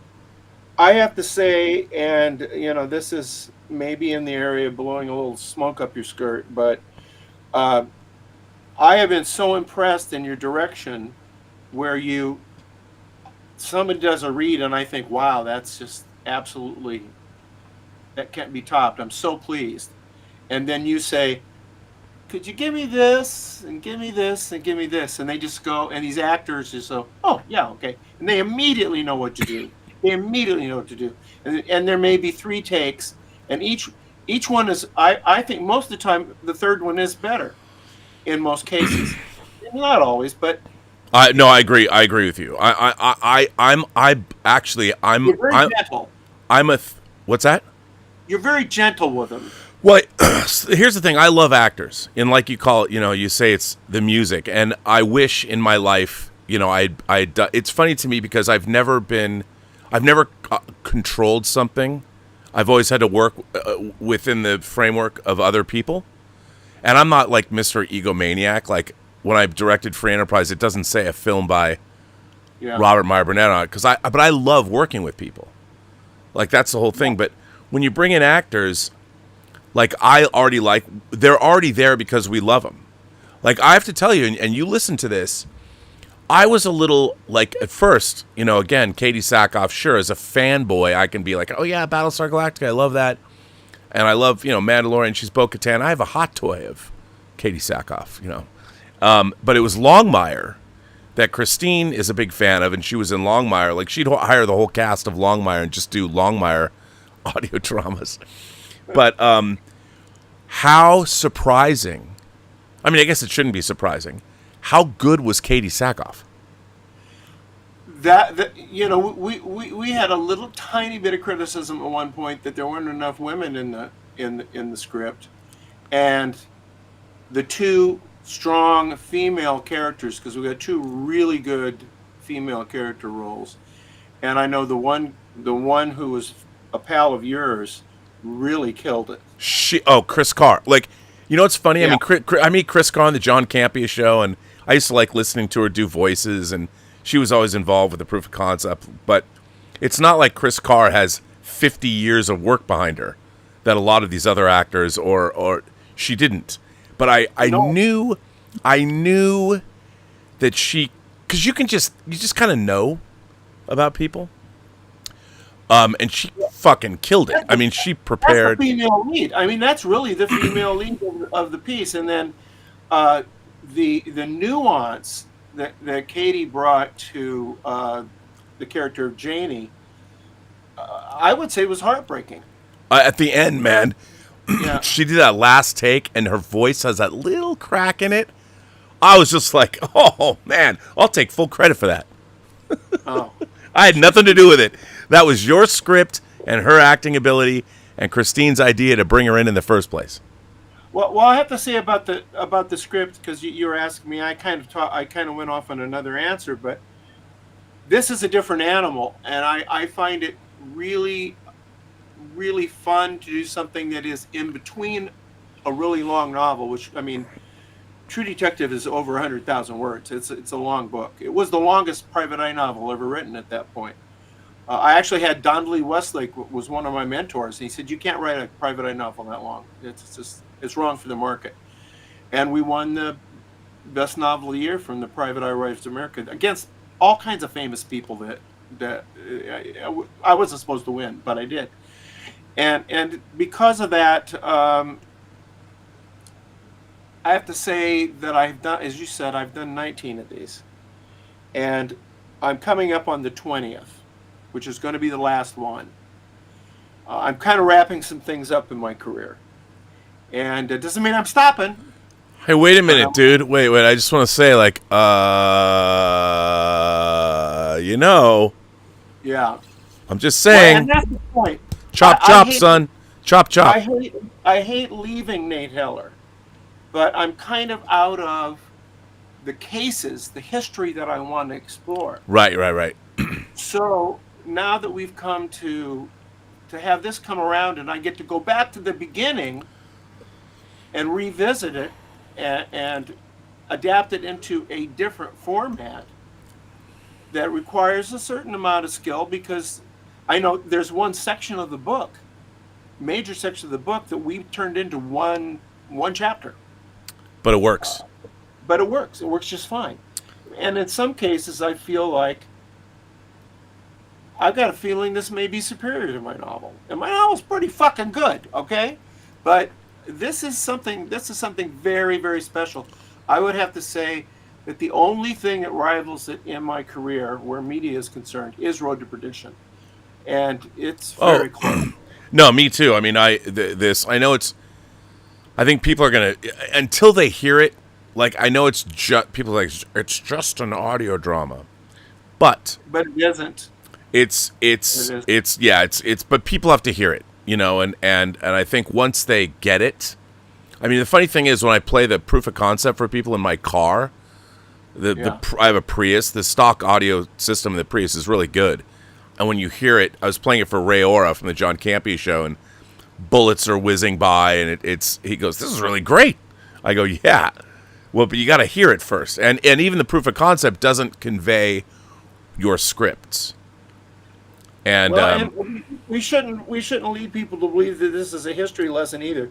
There are plenty of sex and violence in this. There's lots of sex and violence. That's what I Yeah. do. I mean, I came up on Mickey Spillane, and By the way, I got to tell you though,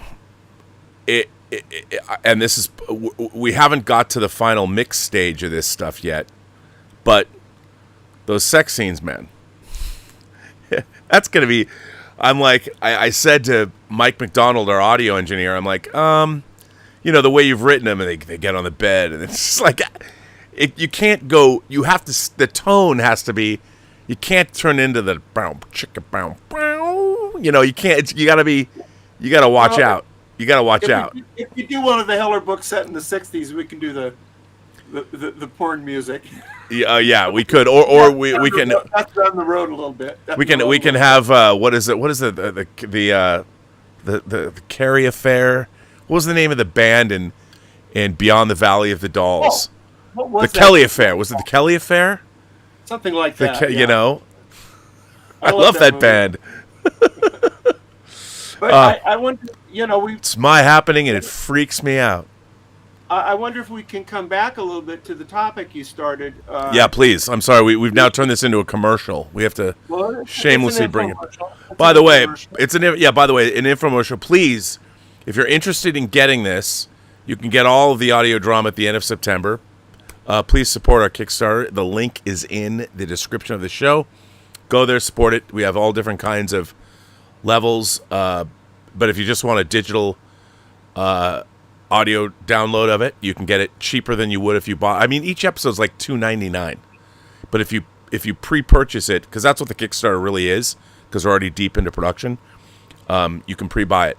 And you can get, it's not on the Kickstarter campaign yet, but my dream is the box set of vinyl.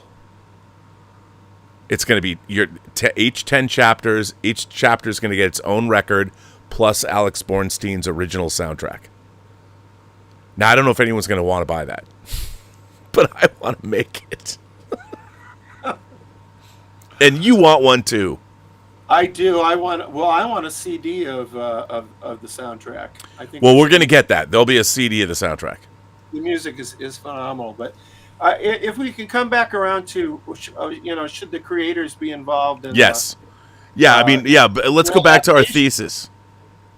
If we're talking movies, I think that, generally speaking, comics writers, comics creators are well suited, because comics are kind of an in-between, in between genre, or in between medium. And so when somebody like Frank Miller could certainly write a movie. And a lot of comic writers have gone on into TV, like Howard Chaykin did, and absolutely. So, but I think that I would say it's more like 7 out of 10 than 999 out of 1,000. There have been quite a few authors that have been given the opportunity, and some of them were. I think what's most puzzling is to look back in history and see how Chandler and James M. Cain and some of these people were put by the studios on routine things, and not ever to adapt their own stuff. Of course, Chandler got to be part of Double Indemnity, which is a hell of a movie. But I think you have to come down to that they are different disciplines.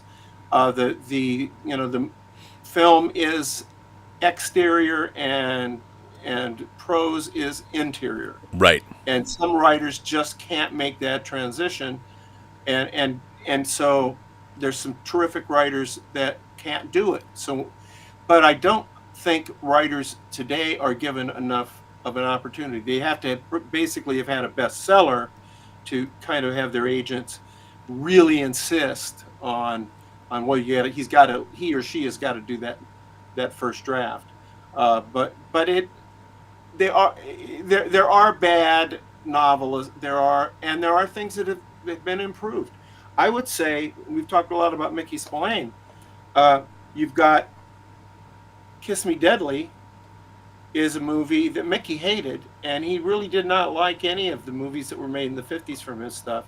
And it is absolutely a movie that on one level is very critical of Mike Hammer. and Mickey Spillane. But this is a Criterion. I mean, this is on the Yep. Criterion, and it's a great, great movie.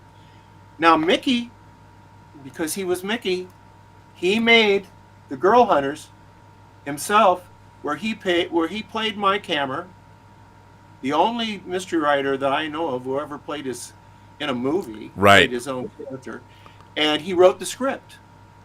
And it's a lot of fun, particularly if you're a Mike Hammer fan. A lot of fun. I think it's a good little movie. It's not Kiss Me Deadly. No. It's not Robert Aldrich and A.I. Bezarides. And, so, and if I could tell, I've told this story a bunch, and I'll tell it real quickly. But the documentary I did on Mickey called Mike Hammer's Mickey Spillane was shown at the British Film Institute as part of a mini Spillane film festival. Showed a lot of the movies like Girl Hunters and Kiss Me Deadly. And there was a interview with a very erudite interviewer and Mickey and me. And the interviewer had done his homework. It was a great interview. And I know this is hard to believe, but I shut up. I said nothing. I just sat there. And even though I was on stage, What? I know. So, Wow. So when we get toward the end, the guy says to me, Max, I understand there's one thing you and Mickey don't agree on. And I said, yes, that's right. It's Kiss Me Deadly. Mickey hates it, and I think it's a great movie. And he's very lucky to have had it made. It's like one of your favorite movies. Yeah, it's easily in my top 3, and they float. I mean, it's Chinatown and Kiss Me Deadly and Vertigo. Those are the top of my my list. And the thing is, the Kiss Me Deadly is like the movies that have kept Agatha Christie alive. I mean, do you really think Hammett would be so popular if The Maltese Falcon hadn't been made by John Huston? I mean, these movies are something in the popular culture that fuel the need to read the books, Right. and that brings people to read Mickey Spillane today. And just as The Big Sleep and Murder My Sweet bring readers to Chandler and so on. And James M. Cain gets read because of Postman Risings Twice and Double Indemnity. So they needed these huge popular culture iconic films to fuel their enduring legacy. I Mickey, totally agree. I totally agree. And Mickey gave me the funniest look. He just was like, and he didn't say anything. And then the next interview he gave, somebody asked him, so who's the best screen Mike Hammer? And he said, well, after me, I liked Stacy Keach. On film, it's Ralph Meeker. Now, Ralph Meeker is Mike Hammer in Kiss Me Deadly. Right. So I turned Mickey Spillane around on Kiss Me Deadly. So I can't say I didn't accomplish something in my life. We have a few questions from people or comments. Can I Sure. throw them your way? I'd love that. Oscar Herrera says that Forrest Gump is a prime example of a film that is superior to the source material. Excellent adaptations are Blade Runner, Dune, and Arrival. That was just a comment. I agree with that. I mean, I think... do you have any books that you think, or do you have any movies that you think are superior to the literary source material? Well, there actually are quite a few in classic Hollywood because they had a tendency to make better movies out of sort of mediocre books than they did out of classic books. Right. In part because any of the classic material maybe intimidated them a little bit. And then there is that problem, which we don't talk about, but movies tend to be in between short stories and novels, so that a lot of really good movies have been expansions of short stories. Yeah. The various versions of The Killers, the Hemingway short story, for example, and novella. The novella is probably the best source for for a movie, but so it becomes a reductive thing, and our endeavor. Even though I had 330 pages that I did, The original book, as I said, was over 100,000 words. It still was reductive. I still Right. had to rethink. I still had to.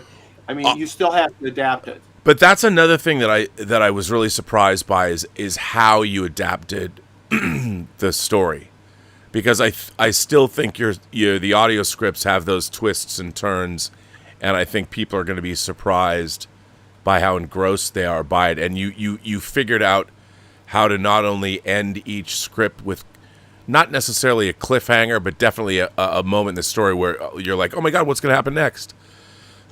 And so it was really interesting to see how you adapted your book. I mean, you know, I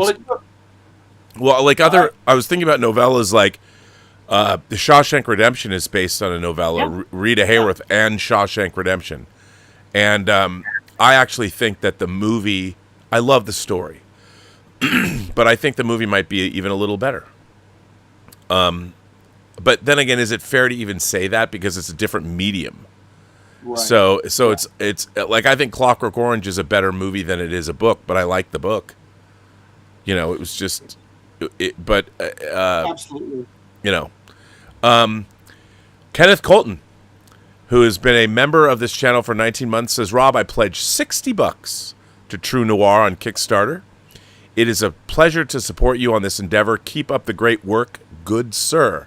Well, Kenny, thank you for that. And you've got the writer of it right here, that it wouldn't exist without his book, True Detective, of which, did I mention, first edition, mint condition, first edition. Ooh, you can't have it. It says, happy birthday to me right inside. So thanks for that. It's probably the most valuable book that I've done, with the exception of Stolen Away, because Stolen Away was published as a first edition and simultaneously in hardcover and trade paperback, and the hardcover edition was designed only for libraries, so it was like a 1,500 copy, and all were fans mad about that. I mean, I couldn't control it.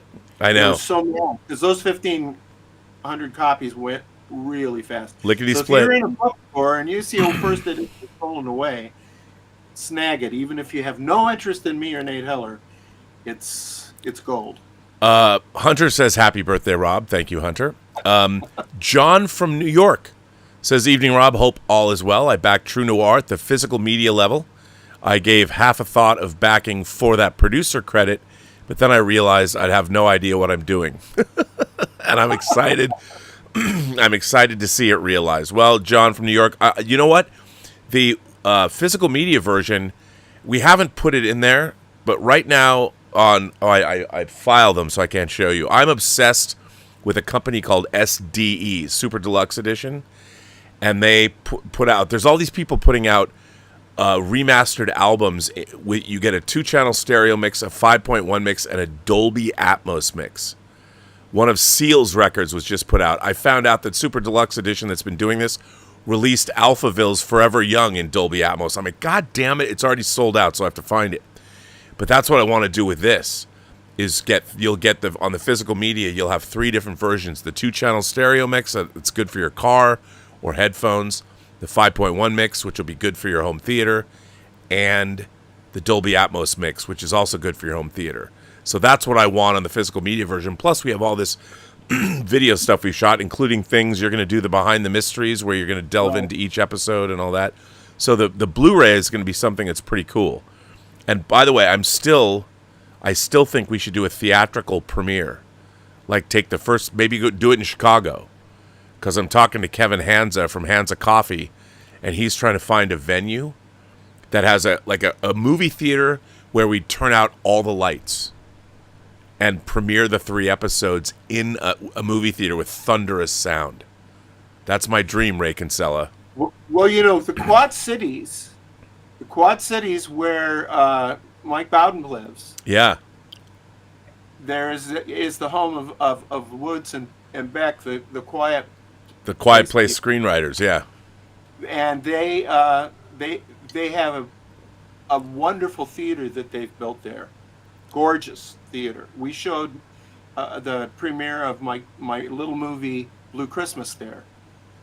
It might be a rocking place to do this. Well, it's all about the sound system, so that would be I would have no problem doing that. How much fun would that be? By the way, Major Chai Chai, who is another big fan of this channel, bought everything.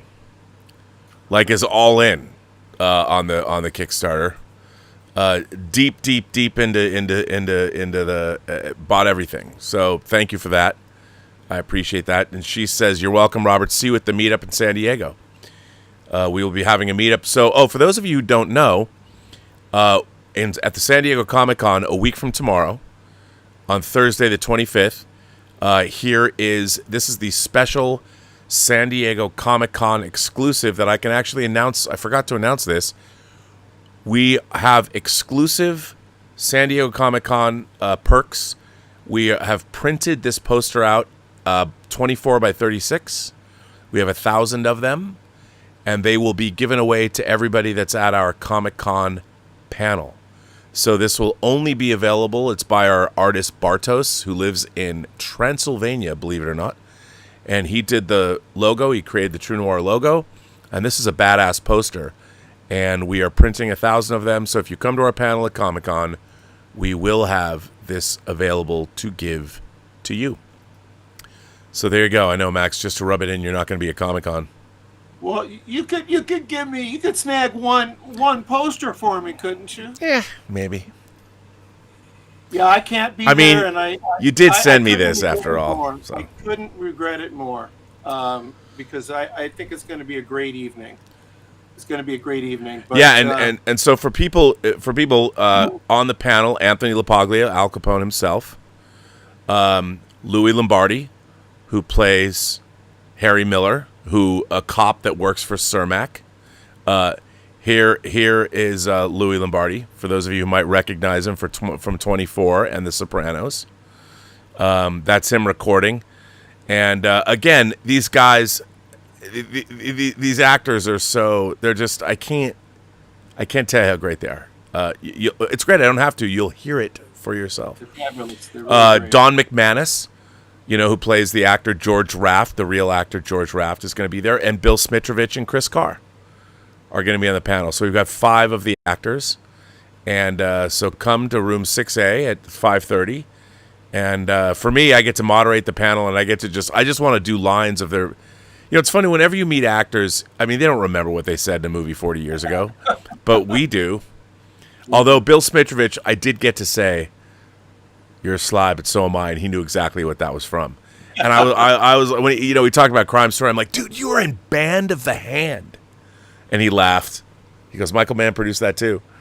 And that's been another great thing with these actors is you meet them, and there's always movies, like a lot of people they think about Bill Sadler as playing as Death in Bill and Ted's Bogus Journey, doing the seventh seal Death.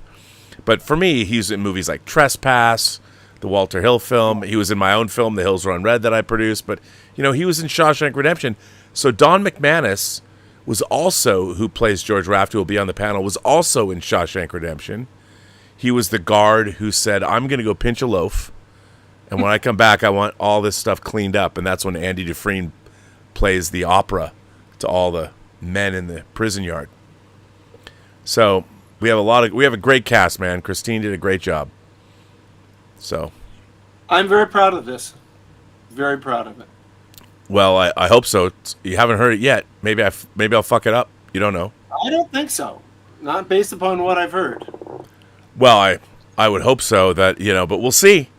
That I might. It's funny. I talk such mad shit on the internet that if this is the thing that I've most had control over. If this sucks, and if this is just kind of good, I've failed epically. Not to put too much pressure on myself, because you did a great job. You wrote the great script. Our producer Christine got the great cast. Mike was able to come up with some cash to make that happen. That means it all falls to me to make sure it works. And you're working awful hard. I mean that sound editing is, that's brutal. Oh, and that team, Mike McDonald's team over at Private Island, they started first building. I mean, what I've tried to explain to people is, this is the funny thing. Like, I learned this in the proof of concept. So say Nate Heller goes and busts down a door and there's criminals there eating sandwiches or whatever, and they get in a gun battle. Well, in a movie, you can see it. That's right. But when you're thinking about when you're mixing something, you have to know, okay, are bullets whizzing from left to right or right to left? When you can't see anything, you have to sort of make it up. There's a lot of sketching. I'm there with a legal pad going, okay, well, here's the apartment. Here's the door Nathan Heller's going to bust into, and the guys are sitting at a table over here where the viola is or where the Victrola is or whatever, and you have to, like, figure it out. Yeah. You know, and you have, like, you had sent pictures. I love this. So there's a big political rally in Miami in this. I think it's in episode 6, Welcome to Miami, Mr. President.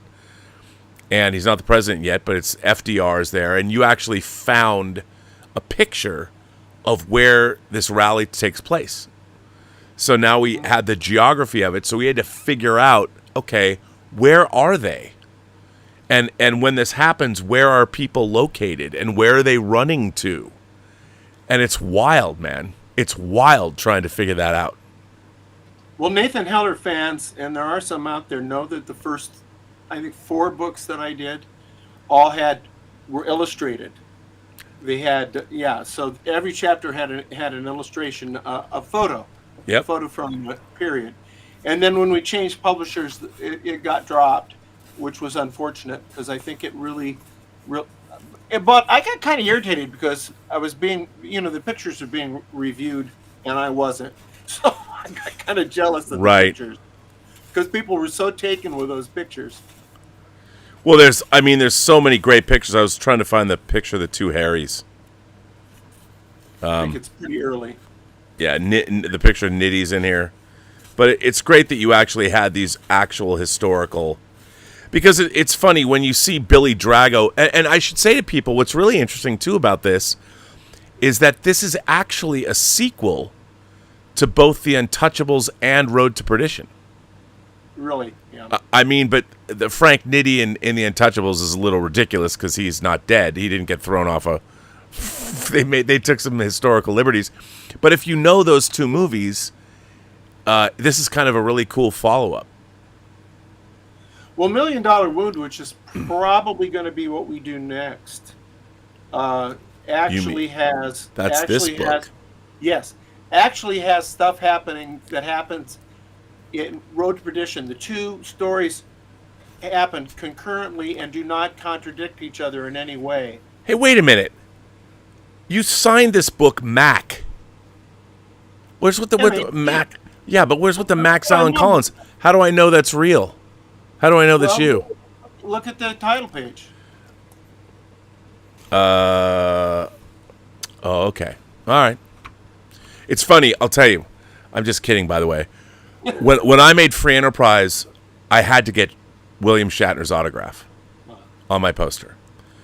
And so I unrolled the poster for him. I said, "Hey, can you sign this for me?" It's William Shatner. So he writes on the poster. He writes, "Rob, what a beginning. Love, Bill." And you're like, "Where's the Shatner?" I know. I'm looking at this. If I had said that to him, he would have lost all respect for me. He signed it. He goes, he was so happy with what he wrote. What a beginning. He was complimenting me. And I'm like, I'm sitting there going, and you know what? That's my frame poster. What a beginning. Bill. So that happens when you have famous people and you get to know them. And I probably you'll sign something that just says Rob to me, and I'll be like, no, because we know. But yeah, that it's so funny because people have looked at that poster and they're like, "Who's Bill?"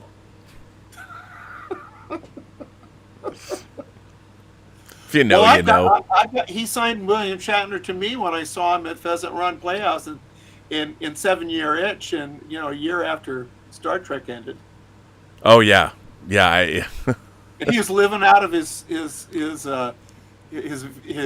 RV or something. Totally. Truck. Tom Jr. Jackson says he's our moderator. He's our great moderator. Says he's been posting the link in the chat And he also says, happy birthday. He says, Max, it's always good to see you on the show. I love doing it. I'm watching it every time anyway, so you might as well bring me on once in a while. Yeah, why not? You got to be on Let's Get Physical Media. I got to show that picture I took of you.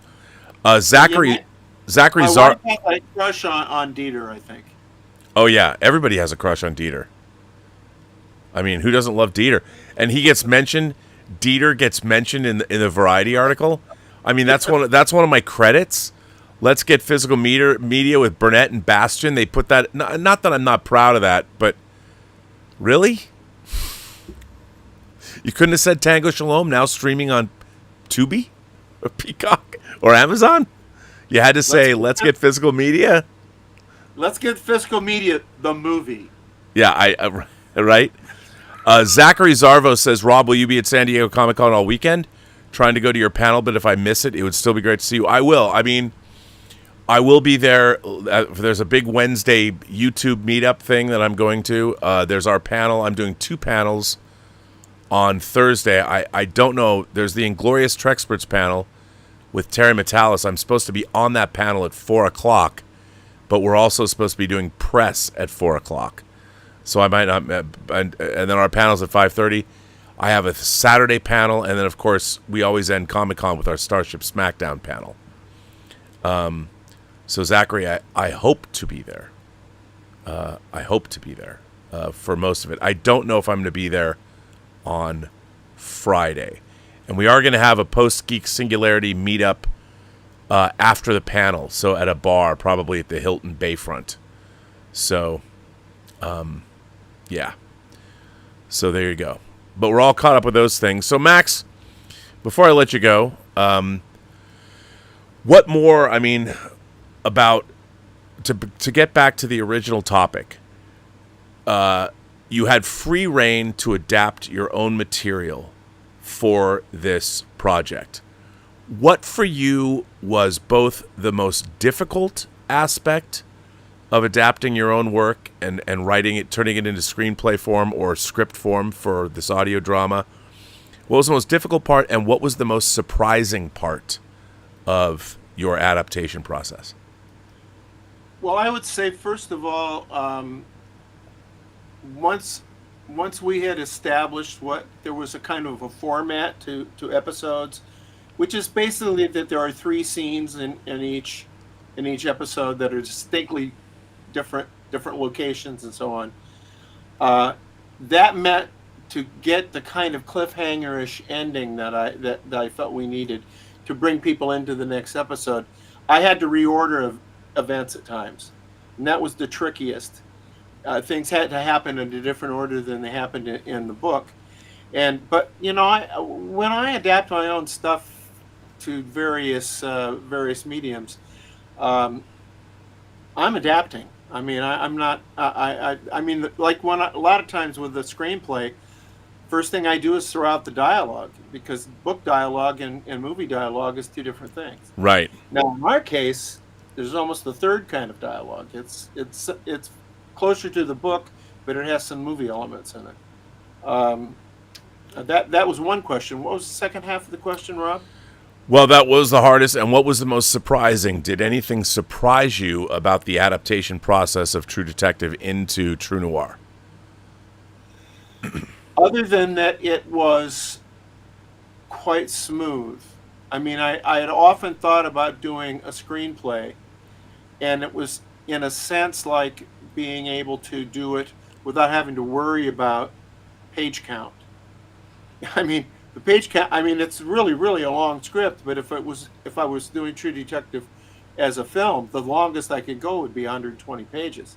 Right. And it probably ought to be 105 pages. And I just don't know, I think it could be served, but I mean, one of my dreams is that this be animated someday. I think that would be a fantastic way to get onto actual screens. That's fascinating. 1001 Johnny has a question and sends in a tip and says, Gun and Son is a badass title. 2 of my favorite noirs are Kurosawa's The Bad Sleep Well and Norton's Motherless Brooklyn. Any thoughts on those films' source material? Hamlet and Jonathan Letham's book? Well, not specifically, other than there have been some very interesting crime movies made from Shakespeare. There's a couple of Macbeth movies that are quite interesting. There's one from the 50s that you don't see much that's, I think, called Joe Macbeth, that has Ruth Roman and Paul Douglas in it, I believe. And that's a pretty darn good gangster movie. But you can't go wrong with dipping into Shakespeare. Right. Do you have a favorite? What are aside from Kiss Me Deadly? What are some of your favorite crime movies? Well, I'm a huge gun crazy fan, and I like Joseph H. Lewis as a director generally, and that would include the big combo, and Asphalt Jungle. I mean, there are so many. There are so very, very many. But Gun Crazy is specifically, and I went to Gun Crazy because I loved Bonnie and Clyde, and then so I went out to look at the other movies that had been based on Bonnie and Clyde, and turned out Gun Crazy was at least as good as Bonnie and Clyde. Right. Peggy Cummins, John Dahl, and Joseph H. Lewis directing it. If you haven't seen Gun Crazy, you owe it to yourself to see it. Anybody out there hearing that and Kiss Me Deadly, you really should see. I also do like The Eye of the Jury that stars Beth Elliott. Yeah. It was done in 1953, and there's a remarkable classic flicks little box set that has 3D, because it was a 3D movie. Yeah. John Alton doing 3D. Yep. John Alton. And so you've got 3D, 4K, Blu-ray, and some of the special features I'm involved in. I believe I did the commentary. So that is a much better movie than Mickey thought it was, and a much better movie than the people at the time did. But see, there was a problem, Rob, when you had a character like Mike Hammer, who was the I character, and the novels were so important, everybody pictured him a different way. Right. And so no actor could satisfy him. Whereas when I saw Sean Connery say Bond, James Bond, and I'd been a reader of the Fleming books, I knew that was him. I knew that. Oh yeah, 100%. Well, now let me ask you, because we've done a lot of promotion of this project, but let's do a little bit more to end this show, because it's up past your bedtime, and if you're not working on the second Nathan Heller audio drama, what are you doing? And so I would ask you this: why do you think, if you've never liked audio dramas or never heard audio dramas, or you've only listened to book on tape stuff, and you feel like that, why should people support the True Noir, the assassination of Anton Cermak from the Nathan Heller casebooks? Why should people support this project, and what are they going to get out of it when they hear it? Well, this is a new animal, and it also is unlike a traditional radio. I mean, it's, as you mentioned, Rob, there's sex scenes, there's strong violence, there's profanities, all the good stuff is in there, but there's a lot of history. There's a lot of history too, and you know, Heller is a private eyewitness, so you get your inside history in a way. That's what I think is maybe my, if I have an achievement, it's probably my major achievement, is putting you inside history and having the historical figures seem like fictional characters, if that makes any sense. Yeah. To have the richness of them. And I just think that the production level of this, and I mean no disrespect, because I know there's some like Doctor Who stuff out there, there's some very good stuff out there, but the production level of this is absolutely superior. I couldn't be more proud of this project. Well, me neither. And again, I thank you for allowing me to do this, because it's a gift for me as well. I mean, it's sort of re-energized. It's so hard to try and get anything made. But I think when people hear this and see what we're trying to do, and it's a gift. Your script was a gift. And I'm glad you feel that way, because I love the Heller character, and I do feel that it's my legacy, and the idea that I can spend the next, I hope, maybe 10 years doing this stuff. I'd like to do some live action, though. Rob, do you know any directors? it's funny. I know a few. I do know a few. And I should say this for people that my dream, as Burt Lancaster told someone in Kevin Costner in Field of Dreams. I was going to make a Yellowstone joke, but I decided not to. He says, "Can you make? That's my dream, Ray Kinsella. That's my dream. Can you take me to some place that can make this happen?" Well, for this project, my dream for the Nathan Heller project is to do at least four of these. And that shows with our cast that our producer Christine Sheeks, was able to acquire. Our cast would prove that this is a viable show, and then we adapt your 1960s Heller novels into... What's great is that there's three of them, right? There's three Heller novels in the 60s. Well, it just so happens that Netflix, they like to do 3 seasons of a show. So it would be great to do, a la the way Mad Men looked at the ad agency, the ad game on Madison Avenue. It'd be really fun to do a period 60s show and adapt those 3 books as a streaming series, a live action show. It's Marilyn Monroe, and then 2 of the books are about the Kennedy assassination, the Jack Kennedy assassination, including a very little known thing in in Target Lancer. We have a dry run that was done basically of the assassination in Chicago, and so we get to see Nathan Heller foil that assassination and have to hear on the radio and on the television that there was another one he didn't foil. He didn't foil. So, no, I think that would be great. And there's also, though it's a 4th book, also the book that's out right now is called Too Many Bullets. And by the way, that book came out last October. Yeah. So it's not even a year old. No, and it's the Robert Kennedy assassination. Yeah. I looked at it in a way I don't think anybody's ever looked at it. Well, Max, it's great to have you here. I'm sure you're going to be on this show a lot more. This was great. Thanks for coming on. Well, I am. I'm a fan. I mean, you know that I watch just about every day. I hence it led to our collaboration. Yeah. See, YouTube isn't just YouTube. Brings people together. Dieter's autograph for me.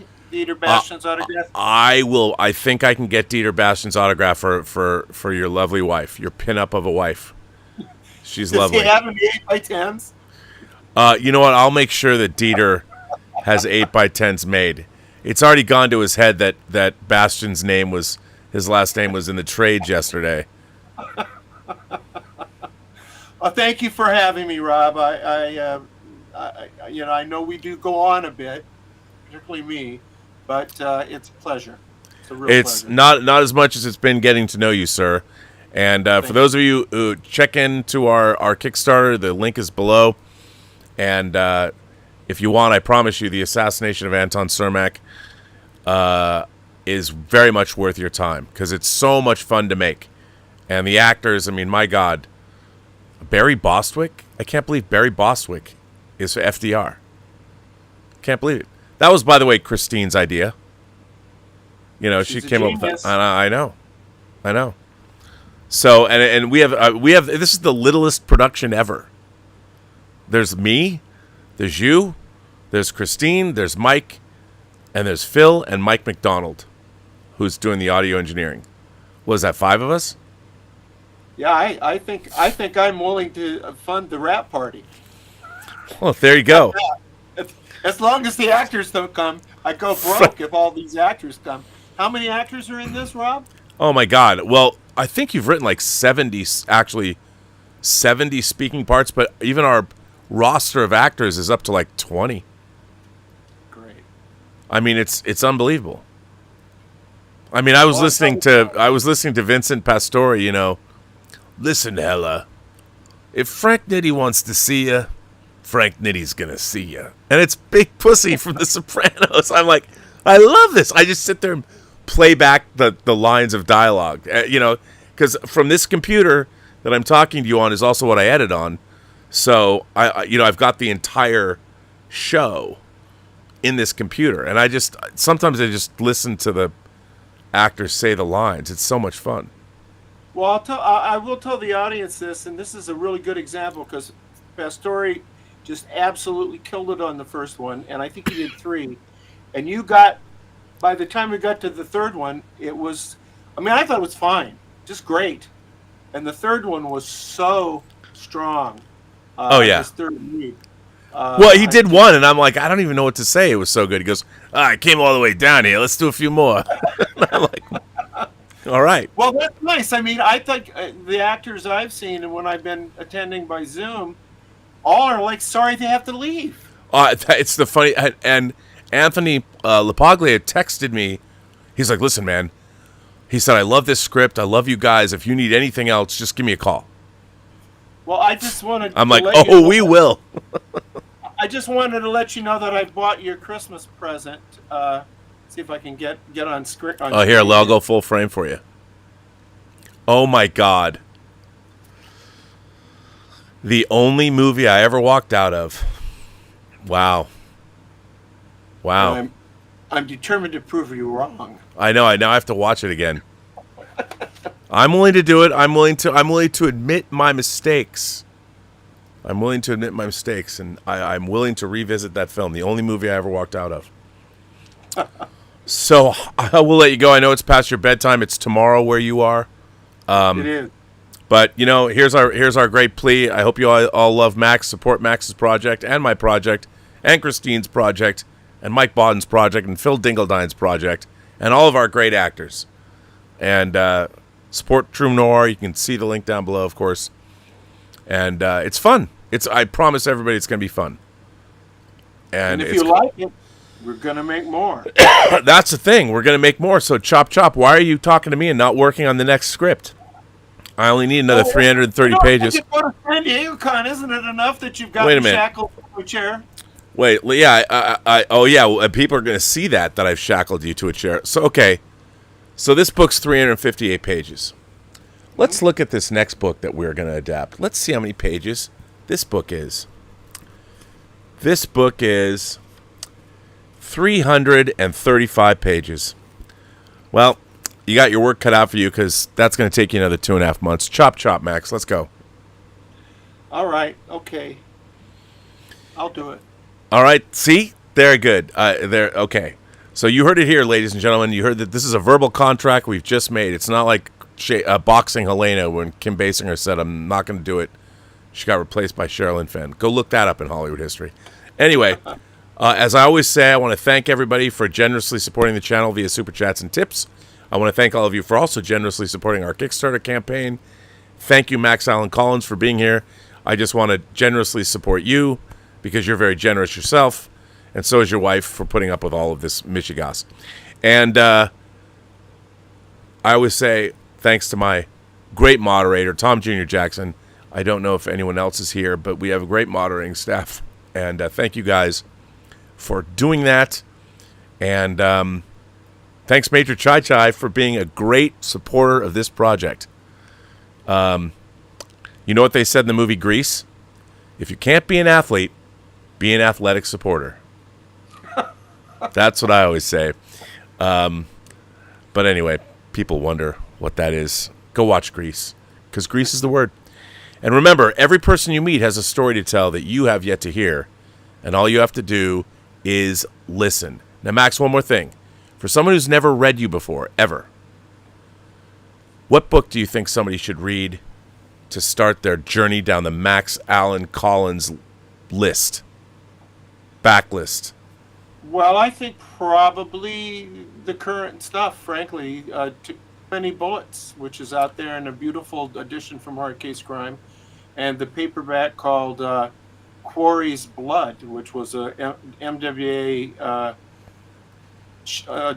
What is their award? Oh, the Anthony, not the Anthony, the Edgar. the Edgar. I'm getting it's tired. I'm tired. I've been up too late. I know you. I'm keeping you awake. You got to go to bed.